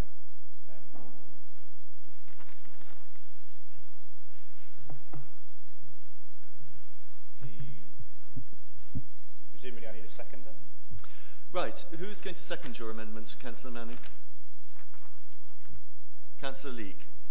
I presume you're going to reserve your right to speak, are you? Thank you. Councillor Manning. Thank you, Chair. So the purpose of this amendment is twofold. One, it's to attempt to slightly depoliticise the original motion by deleting the reference to "and the government's austerity programme." I do sometimes wonder, Chair, if Labour councillors are on a pay-per-cliche scheme where they have to mention, I think this morning we had bankers, austerity. I was quite surprised we haven't had the bedroom tax sort of ruffled into a motion somewhere. Absolutely. That'll be, presumably, another £10 from Ed Billabanti. So it's partly to depoliticise this motion, to make it... Yes.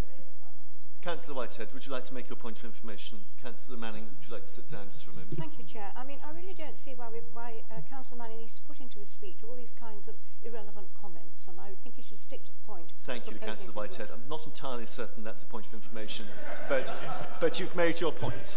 Councillor Manning, would you like to resume? Moving on with less relevant points. So the first point is about depoliticising it, and the second point is both about depoliticising it, but also about making this about getting a real commitment for this. And it's a very good motion. It's a real commitment that this actually is funded in future, no matter who is in government, and getting a commitment both from the current parties of government, but also the Labour Party in government, if they are to form a future government or part thereof. So I think overall, Chair, I very much support the aim of the motion. But with this amendment, what I'm challenging Councillor Walsh and his Labour colleagues on is, do they want to do something, or do they want to make a political point? Thank you, Chair. I hope the motion is passed as amended. Thank you, Councillor Manning. Does anybody wish to speak to Councillor Manning's amendment other than Councillor Leek? Let's go. Thank you, Chairman. My comments relate to actually both the amendment and the original motion. Let's stick to the amendment, because otherwise we'll all... The amendment actually makes it much easier for me to talk to. And what I've got to say is actually nothing to do with the local assistance scheme, but it is about the wording of this motion. I refer members to two earlier agenda items. Agenda item 6, where we appointed a new chairwoman of the Adults Committee, and agenda item 9, the first motion that we discussed, Councillor Criswell's motion. As far as agenda item 6 is concerned, the wording of this motion, the final bullet point, is that this council is going to dictate to our newly appointed chairwoman of the Adults Committee that she has to form a working group of members of her committee, and effectively we're trying to set her work programme for her. I don't think that we should be doing that. As far as the first motion that we discussed is concerned, there were several comments about that would never have happened under the old cabinet system, and what a good debate it was, etc., etc. I'm afraid this motion is exactly what would have happened under the old cabinet system, because it's all about work that's already in progress, and it's just trying to political grandstand. Sorry, it's nothing about the local assistance scheme, my concerns, it's about the wording of the motion. Thank you, Councillor Brown. Any other speakers on the amendment? Councillor Wilson. Thank you, Chairman. I just wanted to clarify the point about encouraging a working group to be set up. If you look at some of the earlier motions, that's almost exactly what we proposed, that there should be an advisory group and that we should instruct the Chief Executive to do things. So I think it's perfectly appropriate for Council to guide a committee into its programme of work. And in this particular thing, it is an extremely important scheme that all the members of the committee had great concern about when we were reviewing the finances earlier in the week. So I think that the suggestion that the Adults Committee lead the investigations is appropriate, and then they will report back to the General Purposes Committee, who will have to balance the needs for this bit of activity to be funded versus other things. And I would also just like to encourage Councillor Walsh to accept the proposal that they should write to the relevant Shadow Minister, because you will recall, as a point of information earlier, Chairman, we were told that there was going to be a future Labour government from next May, so therefore it would seem entirely appropriate that we should be speaking to the representatives of that future Labour government to confirm that this is on their agenda and it's really important. So I would encourage members to adopt this amendment to the motion. Thank you, Councillor Wilson. Councillor Walsh. Just deal with a couple of the points. I find it always slightly odd to be accused of being political. I mean, what on earth do members imagine we're doing here? In life, in economic reality, there are conflicts of interest, there are conflicts of priorities, and that is politics. Sometimes there are conflicts and they must simply be dealt with. I mean, also, it's also a bit rich to have a Liberal Democrat accuse you of putting in a politically motivated motion. Well, I'll just leave it there. I mean, it just speaks for itself, doesn't it? I mean, I can't accept the amendment on the basis of fact, and the facts are as follows. On the first one, the government's austerity programme. If you've been kicked out of your house because you can't pay the bedroom tax, you're a victim of the austerity programme. Fact. The Labour Party, any incoming government of whatever political colour, for the first year is committed to the spending commitments of the previous government. So we're deciding what the spending commitments of the government should be over the or trying to ask the government to commit to it for the next year.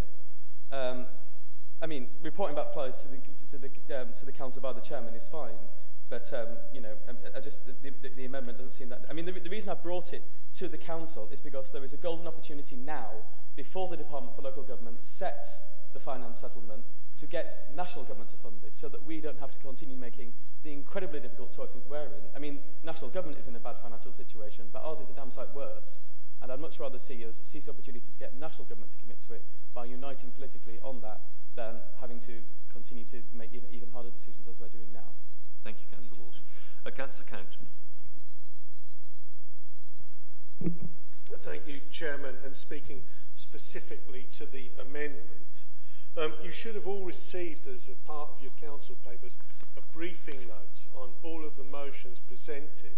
And I do realise that 26 pages long, it's not everybody reads every single line skip bit that's in there. But if I ask you all to turn to the back page, page 26 of your briefing note, specifically on this motion, the last paragraph, Adults Committee has agreed that work should begin exploring these options. This work has now started, and a public sector task and finish group has begun work already, with a view to presenting a preferred option to the Adults Committee meeting on 2nd of December. We have a motion here asking us to do something that we're doing.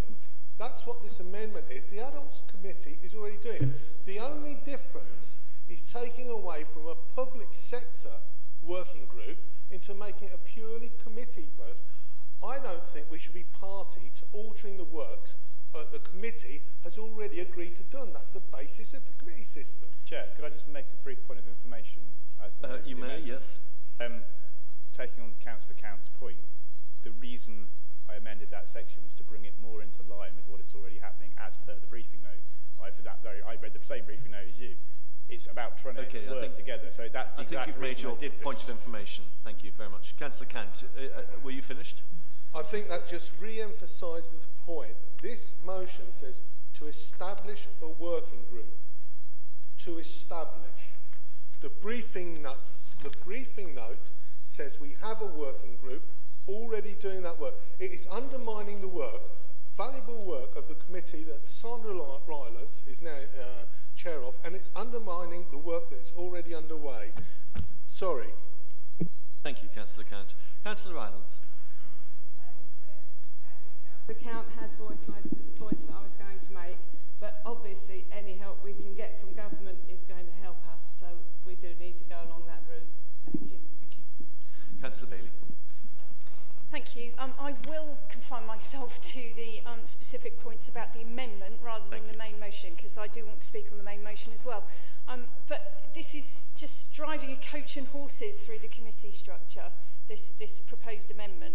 We've now got Councillor Wilson, if I understood him correctly, suggesting that an adults working party that would be appointed by full council, not by the adults committee, will report back to the General Purposes Committee, which is what you said, to deal with business that belongs to the Adults Committee. It's just trying to drive a coach and horses through the committee structure. We are dealing with this in the Adults Committee, and I would like to speak again on when we get to the main motion. Thank you, Councillor Bailey. I'm sure we're all looking forward to that. So now, there are no other speakers on the amendment. Councillor Leek, do you wish to sum up on the amendment? There seems to be a certain amount of confusion as to where the amendment begins and the original motion ended. The point that Councillor Count made and Councillor Bailey referred to about establishing a working group is contained within the motion, not in the amendment. The amendment merely includes that. And Councillor Bailey seemed to be unsure as to the wording of the thing or who was being appointed, because members, it makes it plain in the amended motion that it would be members of the Adults Committee. So it's not the council is appointing some other members to do it, it's members of the Adults Committee that is mentioned there. And I too am at a bit of a loss why, if the mover of this motion were genuine in what he wanted to do, that he would not wish a future government to do exactly what he's asking the present government to do. I understand that there are people who won't like the original motion, but I can't see how there would be anybody who wouldn't prefer the amendment to the original motion, because it's carrying forward what's committed up until next May to likely participants, possible participants in the government beyond next May. So I would suggest to you, you may have views about the original motion, but as far as the amendment goes, it must be, for all of us, an improvement on what's in the papers. Thank you, Councillor Leek. There are no other speakers. Councillor Walsh, you have the opportunity to respond to the amendment, but I think you've probably taken it, in which case we shall move to a vote on the amendment which is in front of you. Mrs. Rowe. Would members please press the button marked present? Members in favour of the amendment, please press the button marked yes. Members against the amendment, please press the button marked no. Members wishing to abstain, please press the button marked abstain. I'm now closing the vote. Chairman, the result of the vote is 16 votes in favour, 42 against, 4 abstentions. The amendment is therefore lost. Thank you for that. We now move to discussion of the substantive motion as proposed by Councillor Walsh. Who would like to speak, Councillor Bailey? Would you like to start? Thank you very much. Who else had hands up? I don't want Councillor Walsh thinking that I do not have sympathy with the sentiment and intention behind his motion, because I absolutely do. This had a huge debate at our Adults Committee. We had members of various organisations and other members came along and talked to it, so it went through a lot of discussion and we were very, very deeply concerned about it, and I share your concern. This is a point of last resort, absolutely. It's vital that something remains. And I'm very angry, to be honest, with the Department of Work and Pensions, who 2 years ago decided to foist this very difficult decision on local government to take away this funding and essentially leave the horrible mess that we're now facing. However, having said all of that, this isn't a General Purposes Committee piece of business as far as I'm concerned. The issue came to the Adults Committee on the 9th of September. It is being dealt with. I've got the minutes here of that Adults Committee meeting.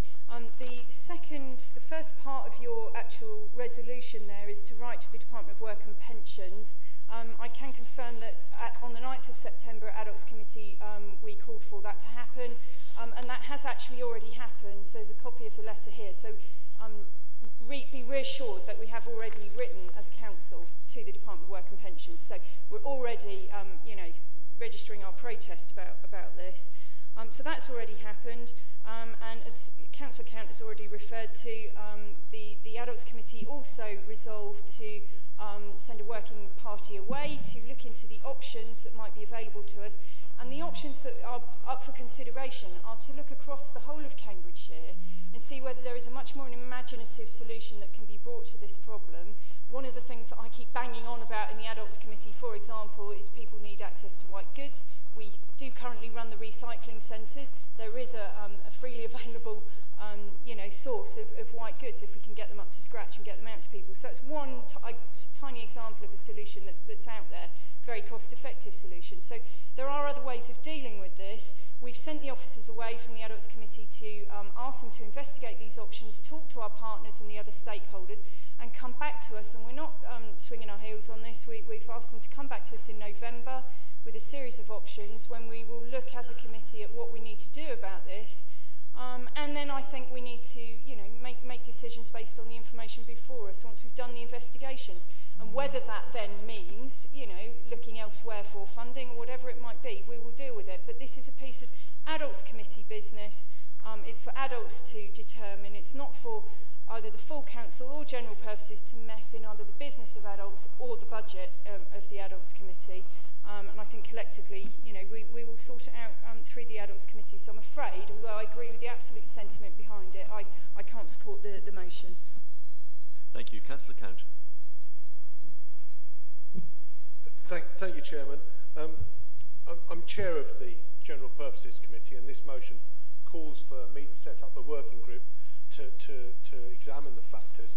And as I've already said from the briefing notes, we have a public sector-led working group set up by the Adults Committee to look into this.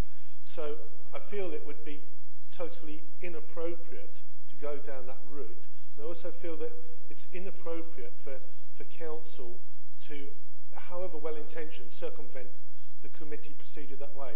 When I did become leader, I did say, I made a commitment to everybody here that I will do my utmost to make the committee system work. And if I didn't speak out against this, then I'm failing in the way that we've set up this organisation. However, it does hurt me to speak against this because it's well-intentioned. I do understand what this money delivers, and I do understand the people it's trying to help. So it's not the sentiment of the motion that's wrong, it's simply that it's bypassed our procedure and is undermining a committee led by Sandra Rylance, which does it no fair. I am loath to vote against this, I really am, but I will be forced into voting against this. And with that in mind, I ask you to consider actually withdrawing the motion rather than putting it to a vote, because it does look like you actually haven't seen the work that's already underway in putting your motion together. So I implore you to take that option. Please, Councillor Hipkin, let's hear it. Well, misapprehension. I have the pink paper in front of me, I have the motion in front of me, and I see that the resolution is to establish a working group comprising members of the Adults Committee. The amendment was lost, was it not? Yes, so you can get rid of the pink piece of paper. We're back to the substantive motion. Is it clear? Yep, thank you, Councillor Hipkin. Right, while Councillor Walsh ponders that, Councillor Bullen. Thank you, Chairman. When I first read this motion, I was inclined to support it. However, I'm glad to see that the Conservatives are coming around to our way of thinking, and I must agree entirely with Councillor Counts.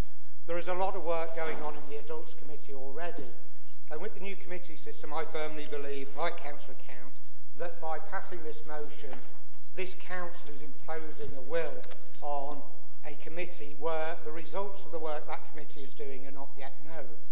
I would also urge Councillor Walsh to withdraw it at this time rather than to lose it, to wait and see what the committee itself achieves with its work, and if at the end of the day the Adults Committee doesn't achieve the best result for this council and for the people of Cambridgeshire, then that Councillor Walsh resubmit his motion at a future meeting. But as presented, and bearing in mind the work that the Adults Committee is doing at the moment, I unfortunately cannot support, regardless of how well-intentioned, the motion in its current form and at this current time. Thank you, Councillor Bullen.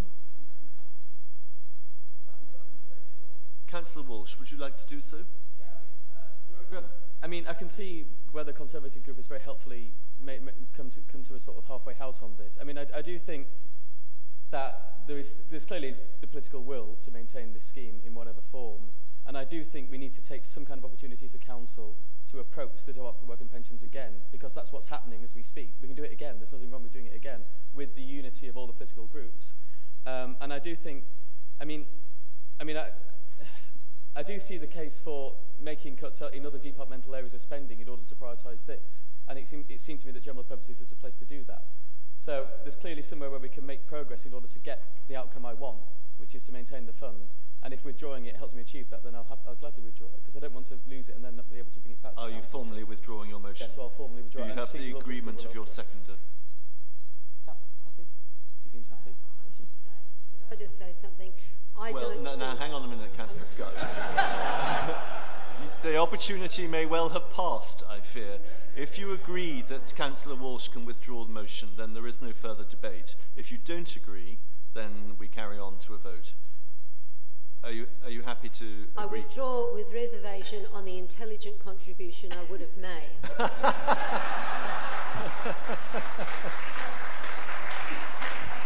And not a single one of us would doubt that, Councillor Scott.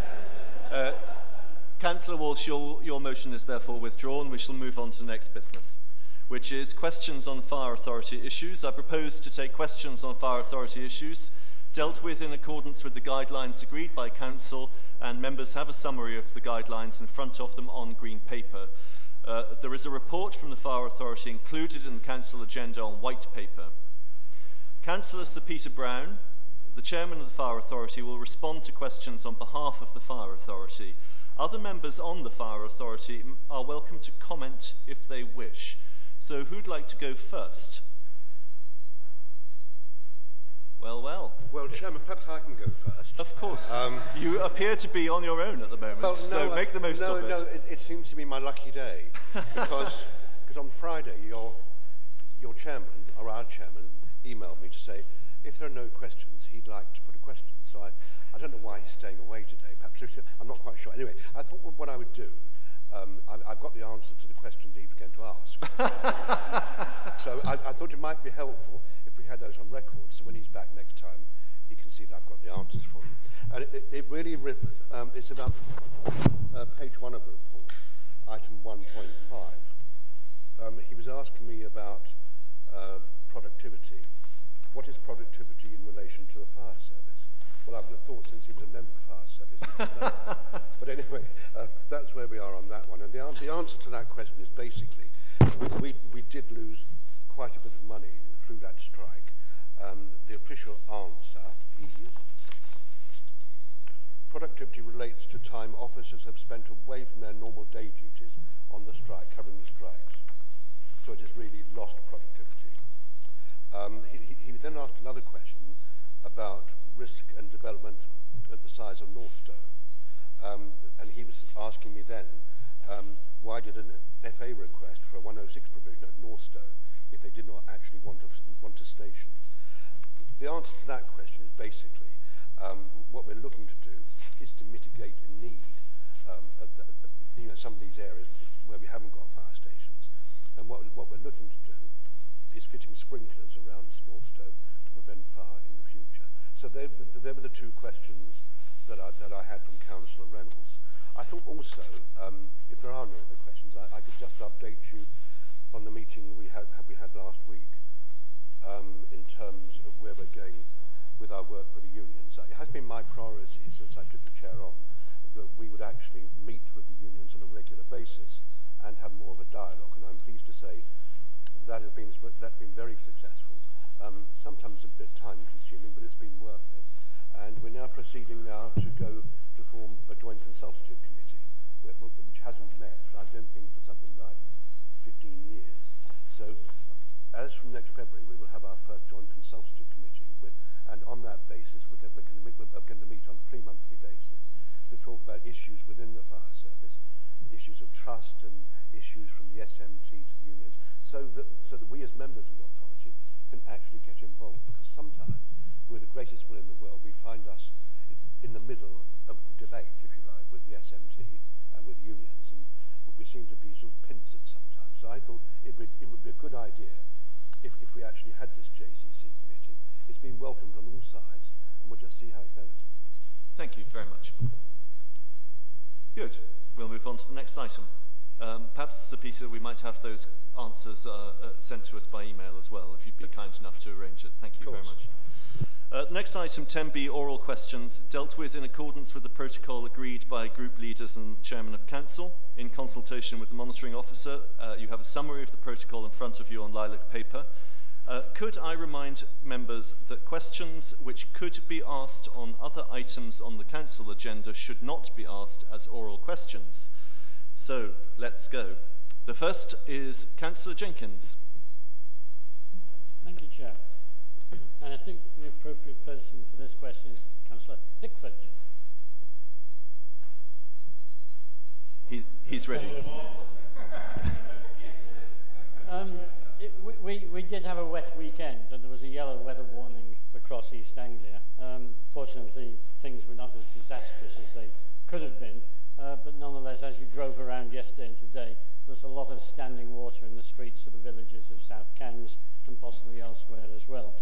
Reminds us that we had something a bit worse in August, and apologies, Roger, I didn't brief you on the question beforehand, so you're going to take it away and give me a response later. But as a result of the serious floods we had in August, there were very many constructive meetings on site in villages, etc., and agreements to take corrective action. I'd like to have an update on the state of those corrective actions and to make sure that they are moving ahead at a speed which is appropriate so that we are well prepared for the next rainfall that comes along. Thank you. Councillor Hickford, do you feel able to answer that question? Sure. Can I have a point of clarification? Is this a specific location you're talking about for your division, or are you talking about in general? The number of villages hit in August was somewhat limited, and it's a band that includes Oakington, Histon, Bar Hill, Willingham, etc., etc. I was particularly impressed by the standing water in Oakington yesterday.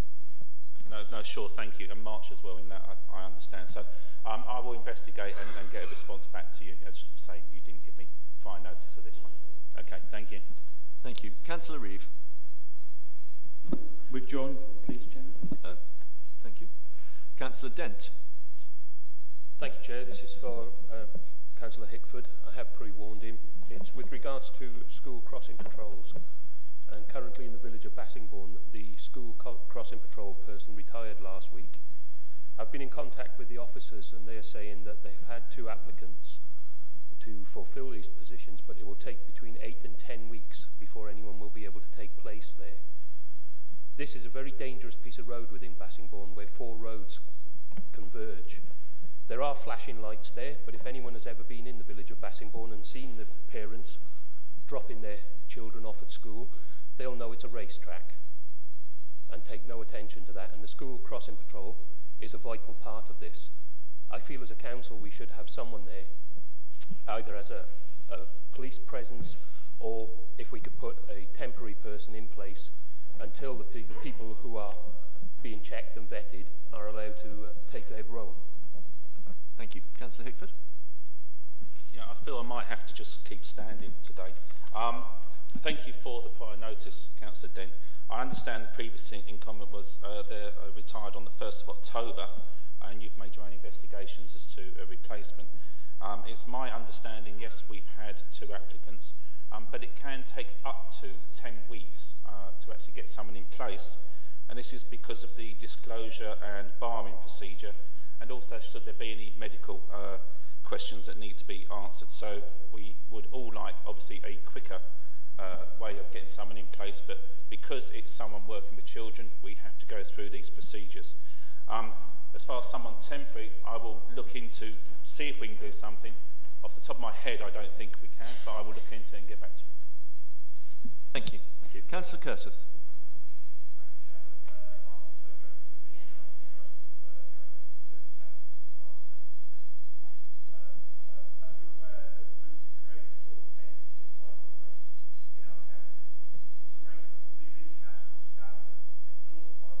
Cycling unit, International Cycling Union even. The race is currently planned to start in Peterborough and will cover 140 kilometres, a vast amount of our county. It's something that will develop the vision for Cambridgeshire as a cycling county, as well as bring in wider economic benefits and create a legacy from the Tour de France. Will the chairman of the committee agree to write to the organisers offering 100% support for the event? Councillor Hickford. Thank you, Chair, and thank you for the warning of the question. Yes, I've met twice with the organisers already, and they're putting the whole plan to UCI, which is my best French, is the Union Cycliste Internationale. Yeah, thank you. I know. Like a true native, Councillor Hickford. Speechless, everyone, I know. And yes, of course they have my support. I believe with the talks to start with, it was their aspiration to maybe look at Cambridge as the start and finish point. We looked at that, officers looked at that, and with the time that we had, we couldn't actually put anything in place, so it's gone to the East of England Showground. I hope for now, because if it's still their aspiration to bring it to Cambridge in future years, hopefully it will get off the ground like that, then I'm sure we will do all we can to accommodate them there as well. As far as writing to them, yes, I have no problem in writing to them and actually confirming what I've already said to their faces. Thank you. Thank you. Councillor Dr. van der Ven. Thank you. I have a question for Councillor Bates, and I'm sorry I didn't come talk to you about it at lunchtime. We had a press release yesterday, tough decisions for committees as budget cuts hit harder still. It says on the second page that cross-party review of Cambridgeshire future transport and public transport provision with new savings to be looked for from 2016-17. So I am a member of the Cambridgeshire Future Transport Steering Group, and I'm really concerned that this group really doesn't serve much purpose. Our meeting last month was cancelled at the very last minute with no information really about why, but that, you know, just around the corner, we know that we're going to have to be looking at savings. Cambridgeshire Future Transport is subsidised buses and community transport, and this is lifeline transport for vulnerable people. A lot of things have been said this morning, a lot of important things have been said about where we are as a council in relation to being able to serve vulnerable people. And we have to find some answers for this project. Now, we have a cross-party group already, but more importantly, it's cross-committee. And I know Councillor Bailey is a member of the committee, and she has the health and adult perspective that is absolutely fundamental to solving this element of transport provision. And we are not meeting and we are not talking. And I'm very concerned that the committee isn't contributing ideas. I would have brought my question to the committee meeting, your committee next week, but bearing in mind the discussions that we've had this morning and the importance of looking holistically as a council at human problems and trying to join up our thinking, I thought it was more important to raise the question here. Thank you. There's quite an in-depth answer to that. As you will appreciate, you mentioned the press release which has gone out, which is about our budget and our budget setting, which we're all going through, all committees are going through. And I think it might be worthy to give you a proper, full understanding and a written answer to what you've just raised, rather than me stand here at the moment. But it is connected to budgets, it's connected to the future with our budgets as we go forward in future years, and therefore perhaps a written answer will be most appropriate for the question that you have raised. Thank you, Councillor Bates. Is this a point of order or a... Councillor Dr. Van. My question is simply, is this committee needed? Because we should be discussing these things together and we should all be briefed. And if there are big decisions and big cuts to be made, we have to discuss them together. I appreciate a written answer, but we should have convened the meeting and we should have talked all together about these things to begin to grapple with them. Thank you. Well, hence me really giving you a more comprehensive answer, because it is on the agenda for our next meeting. And as the member knows, the group which was set up, of course, the Community Transport Initiative had a time frame where it would start and finish, so it was a start and finish group, bearing in mind the amount of bus subsidies which will be withdrawn, which is why I think a more comprehensive, more rounded answer would be most appropriate that all members receive. Thank you. Councillor Walsh. Also to Councillor Bates, as the officers currently review the impact of the £1 charge put on the park and ride sites, do the officers currently have any plans to investigate or consult the public in the immediate vicinity on the impact it's had in areas around park and ride sites? With regard to the park and ride site, I've toured all the park and ride sites. I went to Trumpington at 10:30 in the morning. There were problems in the early days. Those were recognised by myself and the officers. Extra machines have been ordered. They are all being delivered next week, and they will be installed. I think a lot of members have received information about how your community can log on, set up an account, how best to pay for that. There will be a video which is going to go on the website, which will help all communities and all residents to understand how they can pay. In specific answer to your question about consulting local residents about how they are being affected, there are no plans at the moment to do that, although I know there has been some informal discussions around particular sites with particular residents, because some of the sites obviously are closer to residents than others. But I'm happy to take that suggestion away and discuss that with the appropriate officers and come back at a later date. Councillor Walsh. Thank you. Councillor Netzinger. Thank you. Another question for Councillor Hickford, I'm afraid. The residents in Newnham have been waiting for many months for some routine maintenance jobs to be sorted out. The two issues which have come to my particular notice are some gully cleansing, which has been waiting for over 3 months, and a patch of sunken road, which has been waiting for over 6 months. My questions are, first, is the Chairs Committee monitoring the length of time taken between the Council being notified of the need for maintenance and repair and that repair being carried out?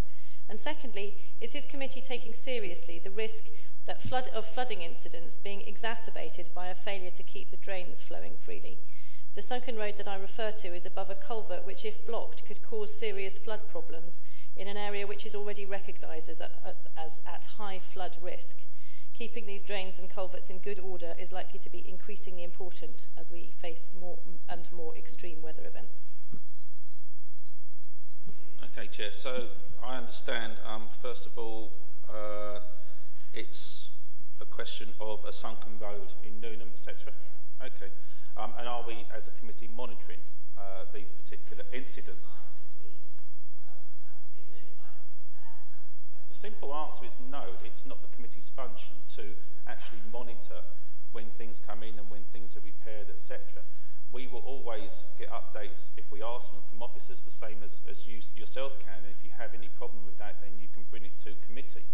I think that's the way the committee system should work. But as a committee, we will not actually monitor absolutely everything that the Highways is doing. So that's the first answer to your question. And secondly, of course, we take seriously anything that causes any flooding anywhere. That's our responsibility. Again, if the officers know it and they haven't done anything about it, can you please let me know and I will chase it from my end? Yes, please. Thank you for the second half. I'm glad you take it seriously, and I will follow it up and chase up that particular issue.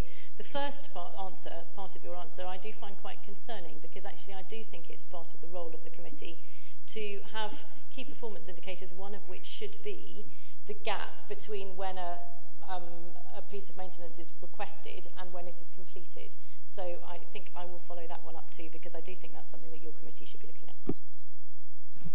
I appreciate the following up. Thank you. Thank you. Councillor Taylor. Thank you, Mr. Chairman. My question is about the support from the County Council for Nursing Mothers. Health experts are all agreed that the best form of infant nutrition is breastfeeding, and it reduces the incidence of illnesses in babies and children, ranging from things like eczema and asthma to more life-threatening conditions such as heart disease and cancer in later life. But although it's a natural way to feed, it doesn't always come easily. And that's why I've been asked to speak up for the breastfeeding drop-in group at Homerton Children's Centre in Cambridge. This group's been going for 7 years, and it gives one-to-one support to mothers who are struggling with breastfeeding for one reason or another, and in many cases helps them to be able to continue. And although it's based in Queen Edith in Cambridge, I would stress that it's not just people from the immediate area who go, but all over Cambridge and beyond. I went last Monday and I met a range of people from all over the county, including Councillor Brown's daughter Mel and her baby granddaughter, people from Fulbourn and Linton and all over the city and its environs. But I'm sorry to say that the group is losing its funding as part of the cuts which children's centres are having to make, and it will have to close at Christmas if new funding can't be found. As breastfeeding support is very sparse in the county, and this does draw people from such a large area, I'd like to ask the chairs of Children and Young People, Councillor Whitehead and Councillor Bourke for Health, if they can address this issue and work with me to try to find better support not only for this group but for other breastfeeding support groups in the county. Thank you. Thank you. Now, who'd like to answer that question first? Councillor Whitehead or Councillor Burke? Chair, it is a budgetary responsibility of the Children's Committee, so I do think Councillor Whitehead Councillor Whitehead, I think the buck just flew from one end of the bench to the other. Lead on this, but I would be happy to be involved and look at this from a health perspective, so I'll happily work with Councillor Whitehead and Councillor Taylor. Councillor Whitehead. Yes, I had no idea that this was part of the Children and Young People's brief, but no doubt we can look into this issue. Although the issue of breastfeeding is one area where angels fear to tread, it is highly emotive and a very difficult area. But as it does seem to be part of our responsibility, perhaps Councillor Burke and I could have a look at it. Thank you very much, Councillor Taylor. I'd like to thank both chairs and say that I welcome you're both looking into it and hope that a report on the county's provision can come to committee in the near future, because it does seem to me that the buck has been passed. You know, we have a situation where it's with the Children's and Young People's Committee at the moment, but meanwhile health professionals are sending mothers to Homerton. So the provision is not there within the health sector. So if it's not there in the children's sector, then mothers are going to be left stranded.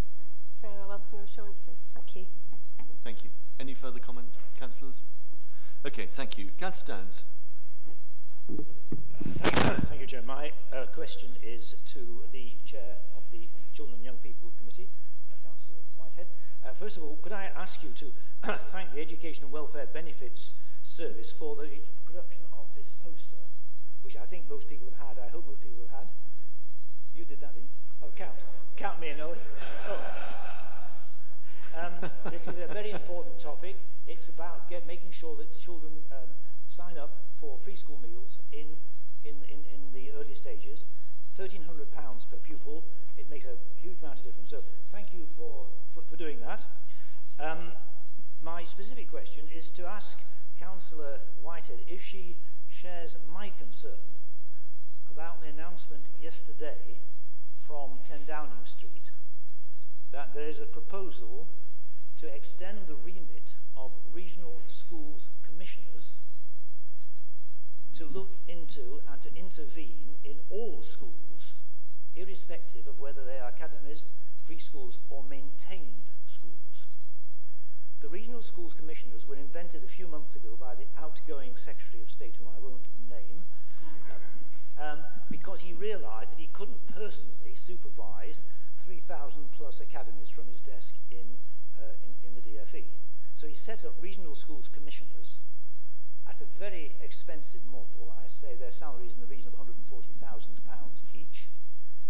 And they've got a team of head teachers who are elected by other head teachers. And they cover regions, and our region is from Peterborough to Islington. And it doesn't coincide with any other region, any other structure in either Ofsted or any other form of region. So it is really a very, very bizarre development. But it was set up because they wanted a mechanism for looking into failing academies. The proposal now is that these regional schools commissioners should also be able to look into failing schools that are maintained as well.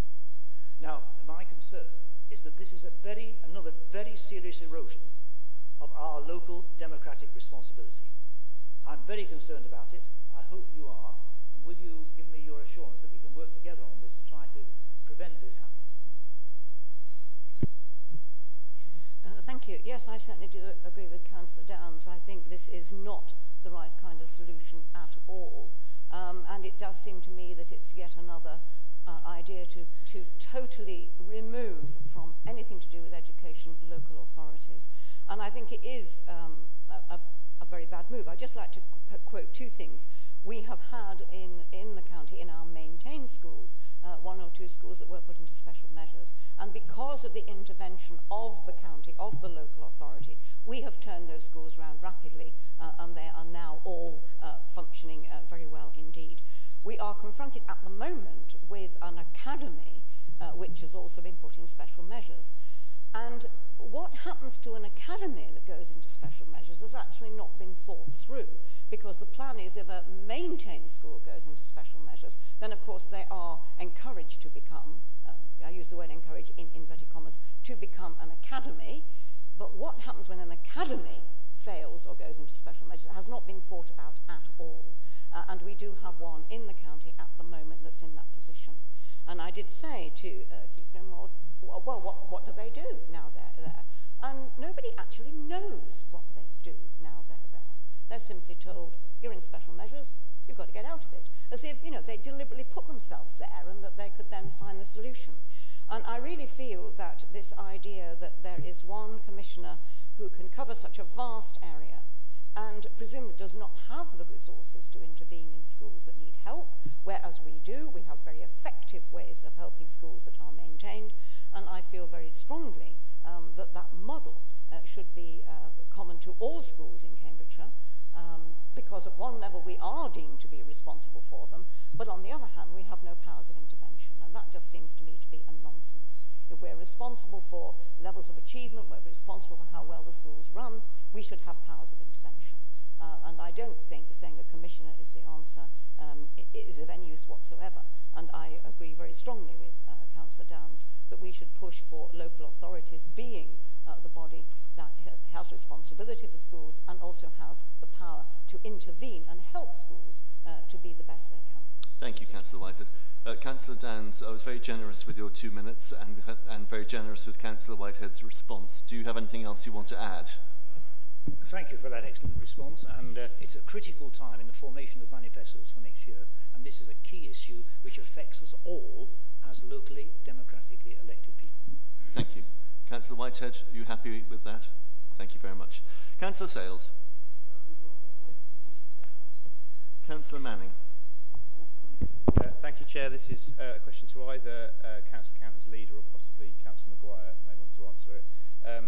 As the responsibility for scrutinising the police has moved from the old police panels to the police and crime panel, is he happy with the process for how lay members, members of the public, apply to that panel? Is he happy that it's sufficiently transparent and easy for a member of the public to apply to be on that panel? Chairman, in forming an answer to that question, first of all, I think I need to give background to the Police and Crime Panel. We're not responsible for scrutinising the police, we're responsible for scrutinising the Police Commissioner. That's a technicality I appreciate, but just clarification. It's also important to recognise that the Police and Crime Panel is a joint committee of the authorities within Cambridgeshire and Peterborough. So it's made up of members of this council, Peterborough City Council, and our 5 districts. But it is also part of the requirement that we also have 2 independent members, and I think that's the point of Councillor Manning's question. And so when the Police and Crime Panel was first formed, we appointed 2 lay members, 2 independent members, members of the public. It happens that one of those members failed to attend meetings, as a result of which earlier this year the committee, with the panel exercising its powers, decided to remove that independent member from the panel. And we instructed the officers. It's also, I should point out, Chairman, that Peterborough City Council administers the Police and Crime Panel on behalf of the other authorities. So the officers, although Councillor Manning did tell me at the beginning of the meeting that he was going to ask the question, I wasn't able to check the latest position. So we undertook the process, which is to advertise that there was a vacancy for an independent member onto the panel. I understand from a meeting, a liaison meeting I had with officers of Peterborough City Council last week, that they've had 2 applications for that meeting. We also, at our panel meeting, appointed 3 members who'd agreed to actually form the interviewing panel. I'm one of them. I think as chairman, I think it was important to let other members do that. But in the event, I do know, prior to an officer from Peterborough City Council who was responsible for that, looking after that area, who went off on holiday 2 weeks ago, probably came back yesterday, that she has had great difficulty, and this will not come as a surprise to any of us, in getting those 3 members to agree a date for that interview panel. So I've in fact subsequently volunteered myself, if they had difficulty by the end of this week, and still not being able to get a date. That means that as a result of that, I haven't yet received a suggestion of a date, but I would expect it to be imminent. As I say, it's disappointing that we only had 2 applications, and we will interview those 2 applicants. Thank you, Councillor Maguire. Councillor Manning? Thank you very much for that information, Councillor Maguire. Maybe you could suggest to him, and see if he agrees, that part of the reason why we may have so few applications, only 2, as you said, is partly to do with the, I believe, incorrect requirement for a DBS check before you've even been interviewed, which is going to discourage a huge amount of people disclosing a huge amount of personal information, even if it's even questionable if they need it. And the fact that they apparently, at least one of those candidates, has got no feedback since July as to what's happening in the process. So does he agree with me that maybe there could be ways we could work to make the process easier, which might then encourage more people to apply? Thank you, Councillor Manning. Councillor Maguire, I think that's a yes or no. No, it isn't. It's never quite as simple as that, Chairman. So don't deny me. Are you sure? Because what it was asking for was my opinion as to whether. Now, I don't know whether the application form is wrong, but as far as I know, we did not even have applications for an application form. So that would have been those people having to prejudge that. So until they saw the form, maybe some of the others did want to apply, and that put them off. In which case, I would have expected them to make some query about that. If there is something wrong with the process, then I'm certainly willing to look into that and establish the facts about that as to whether what is right and what is wrong, and whether that is what we've been asked to. but otherwise that's the best I can judge. Thank you. Councillor Count. Sorry, Chairman, daydreaming there, my apologies.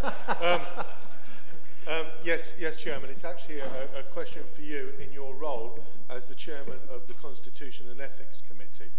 You may recall that some time ago I was Chair of the Pensions Committee, and some confidential information was leaked, and some stories went out in the newspaper that undermined the local authority, and I reported in my role as Chair of the Pensions Committee various councillors for that. They went through the due process, and the result, that due process is agreed by this council. We decided what standards we would set ourselves, and we decided how we would monitor it, and we decided the committee that would handle it, and this council appointed a chair of that committee.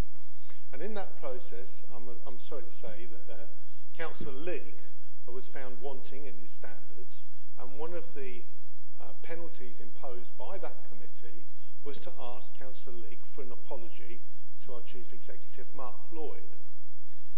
As to at this point in time, Councillor Leake has not apologised to the Chief Executive, Mark Lloyd. What is worse than that is after that penalty was imposed by your committee, Councillor Leake went to the newspapers and he told the newspapers that he would refuse to apologise to Mark Lloyd over this matter. Now, there seems to be somebody taking a moral high ground here. And I think it's okay to try it on and take a moral high ground all the way through the process. But to maintain it after the process is finished undermines this council, it undermines the Constitution and Ethics Committee, and it undermines you. So my question is this: what are you, as Chair of the Constitution and Ethics Committee, going to do about this breach? Thank you, Councillor Count. The simple answer is that it will be a matter referred to the next meeting of the Constitution and Ethics Committee, and if there is anything that the committee wishes to do, or indeed is able to do, then I have no doubt the committee will do it. Thank you for that. I'm entirely satisfied with that answer. Thank you, Councillor Count. Councillor Sir Peter Brown. Thank you, Chairman. I just wanted to make a point about, I think we're now in the 5th or 6th months of the new working relationships that we have with the committee structure. From my point of view, and I think from all members' point of view, it's been a hard learning curve, and I would be very surprised if there's any member here today who hasn't got a higher workload than they have before. And we've been helped tremendously. I want to say this, and I want to put it on record to the leader of the council, to have it on record, that we should pay tribute, members should pay tribute to the members of democratic services and the member services who have done so much to help us through this process. I think it's very important that we recognise those who work for us closely, and I'd be grateful if that could be minuted. I was slightly disappointed to learn recently that a member of one of those departments has suddenly left us now. And I think it would be useful if you could find a way in the future whereby we are informed when somebody in one of those departments is going, so at least we can say goodbye and thank you. I just wonder what Councillor Campbell will do about that, please. Can you put some form of action in, please? Thank you. Councillor Count? Yes, thank you, Peter. The answer is yes. I mean, I totally agree with you. Our staff are invaluable, and whilst we often compliment the perhaps those faceless people that we never meet, we do build up relationships with those that we work closely with. And it's entirely unfortunate if there's ever been an occasion where any councillor has built up a working relationship with a member of staff, and to turn up at work one day or and find that they've gone. I hope it's not a common occurrence, because I have on many occasions signed cards, wished people well, and been kept in the loop. But I will check with officers to see if there's actually a sort of formal process to ensure that that doesn't happen in the future, to try and rectify that, because I know that we would always like to pass on our well wishes and good comments to these members of staff that look after us and work with us. Thank you, Councillor Count. Thank you. Councillor Giles. Thank you, Chairman. You'd forgotten me. This is a question to Councillor Bates, and it really is a follow-on from Councillor Hartley's very successful motion and comments made by Councillor Reeves and Van der Kerkhoff. So my question is that the government are now insisting on housing targets for local councils, irrespective of any guarantee or consideration for infrastructure improvements. Can Councillor Bates convey to the relevant government department that for the well-being of our communities, through better infrastructure, they should preferably precede any large-scale development, or at the very least be instigated in tandem with developments? Can Councillor Bates make a challenging and robust case for our communities for the instigation of infrastructure improvements? Does he also agree with me that these large-scale developments should be community-led rather than development-led? Councillor Bates. Thank you.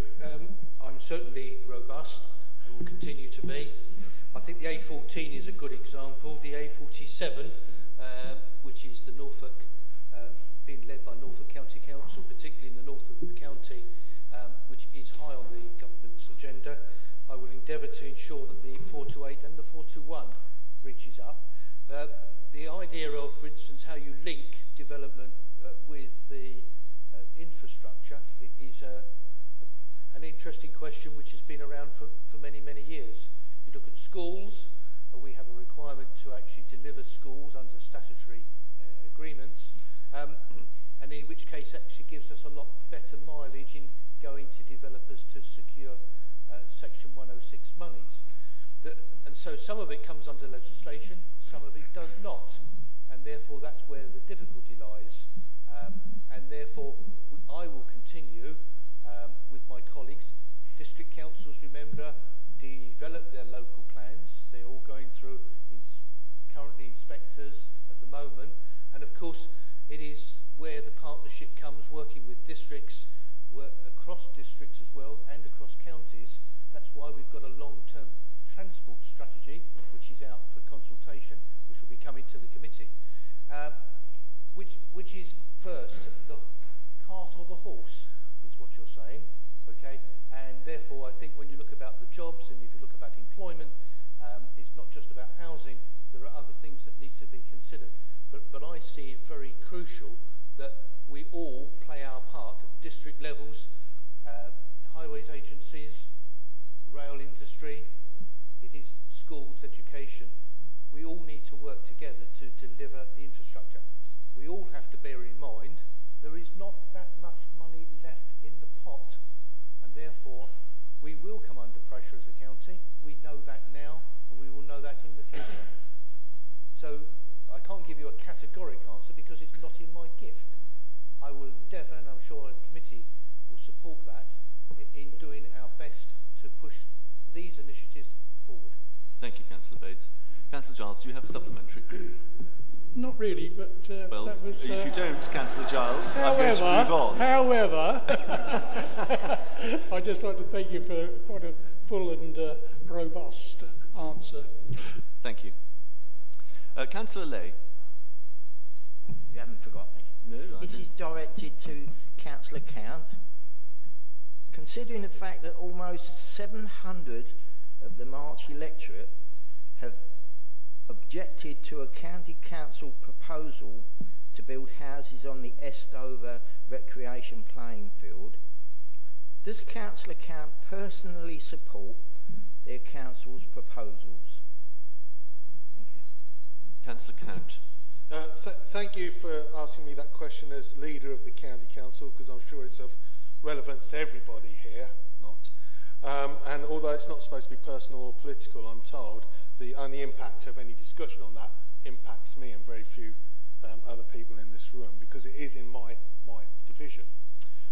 There's a very complicated history to this, including my role as county councillor over the last 3.5 years, where I've worked tirelessly in order to bring forward sports provision there. There is a total of 80 acres not owned by the county council. 20 acres are owned by the county council.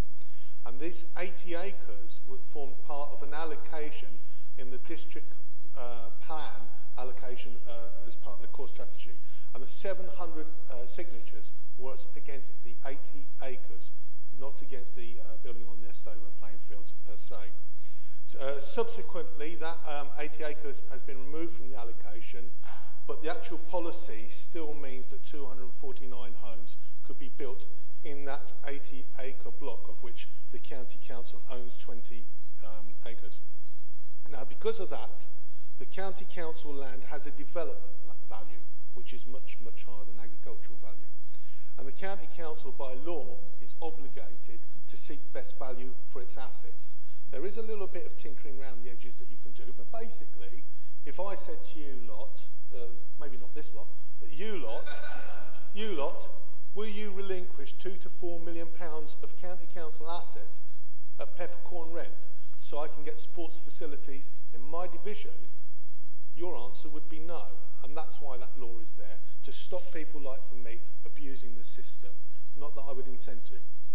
So where we stand at the moment is the county council has brought forward a compromise proposal on that 20-acre site, and that compromise proposal would deliver 2 full-size adult pitches, brand new facilities for changing, 2 tennis courts, multi-use games areas, dog walking, etc., on about, very roughly, 12 acres of the 20-acre site. I would ask for 99 houses to be put on the remaining 8 acres. That 99 houses would release the 12 acres and a long-term lease to a playing federation, a sports federation, in order to bring that forward, and £500,000 would be supplied from the sale of the homes in order to deliver that. At the moment, it is a bare field that is virtually unused, except for one, potentially sometimes a second pitch, with virtually non-existent and inadequate playing facilities. Thank you, Councillor Cant. You're well over your 2 minutes. So, Councillor Lay, do you have a supplementary question? I have indeed.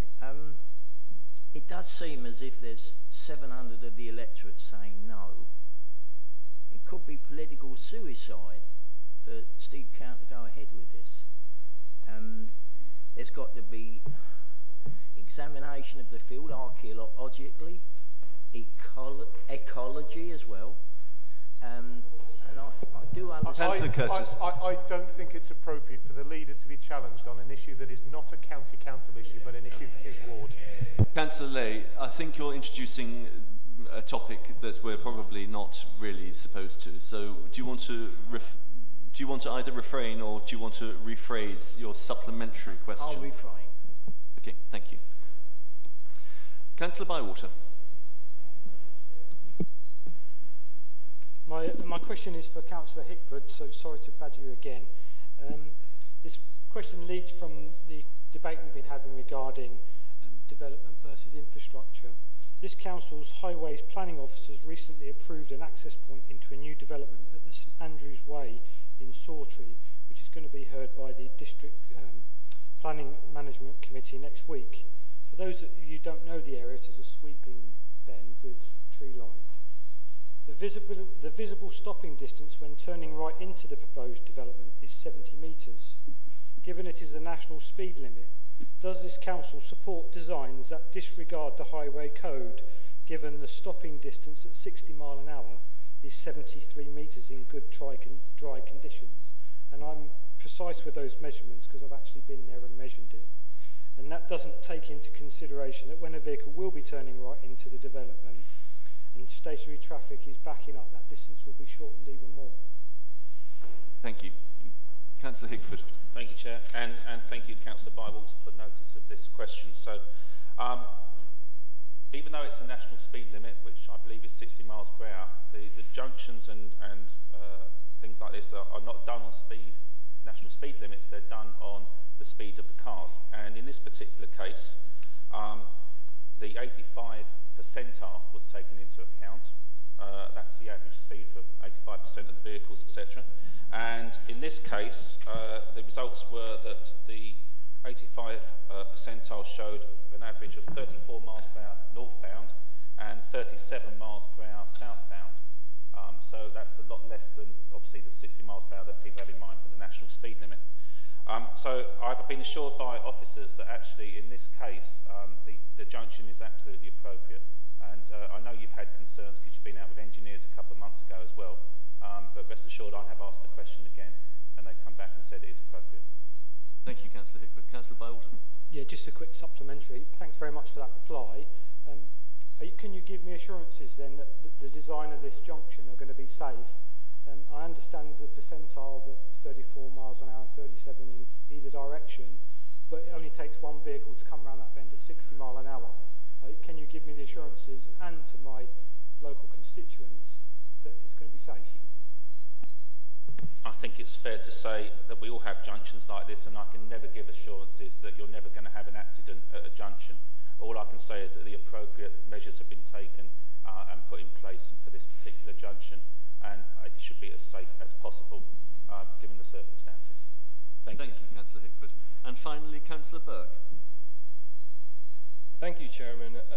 Sir Peter's brief comment about a member of Democratic Services leaving just reminded me that we used to in the past say thank you to leaving officers in the Chairman's announcement, and I'm sure you're all aware, but Jane Bellman has left the Council. She's done enormous good work over the years, mostly in a scrutiny role. In my experience, she always sided with the underdog, but was extremely impartial and evidence-led. In doing her scrutiny work, she joined up the dots across a vast range of organisations, and even though the people now supporting us are terrific and working hard, we do miss her already. And I just thought that the council, full council, would like to recognise her contribution and say thank you, and to have that minuted. Thank you, Councillor Burke. I think that's a question really to Councillor Count. Yes, I endorse the thank you to Officer Jane Bellman, and I'm sure if I look around for nods, it's a unanimous thank you to Jane. Thank you. I think, Councillor Burke, we'll make sure that's reflected in the minutes. The next item is written questions. We have received one written question from Councillor Lay. Our responses have been provided to the groups and to councillors. Spare copies are available in the chamber on blue paper. And I'm sure you've all read the very interesting response. That concludes the business of the council meeting for today. Thank you very much for your contributions, and have a safe journey home.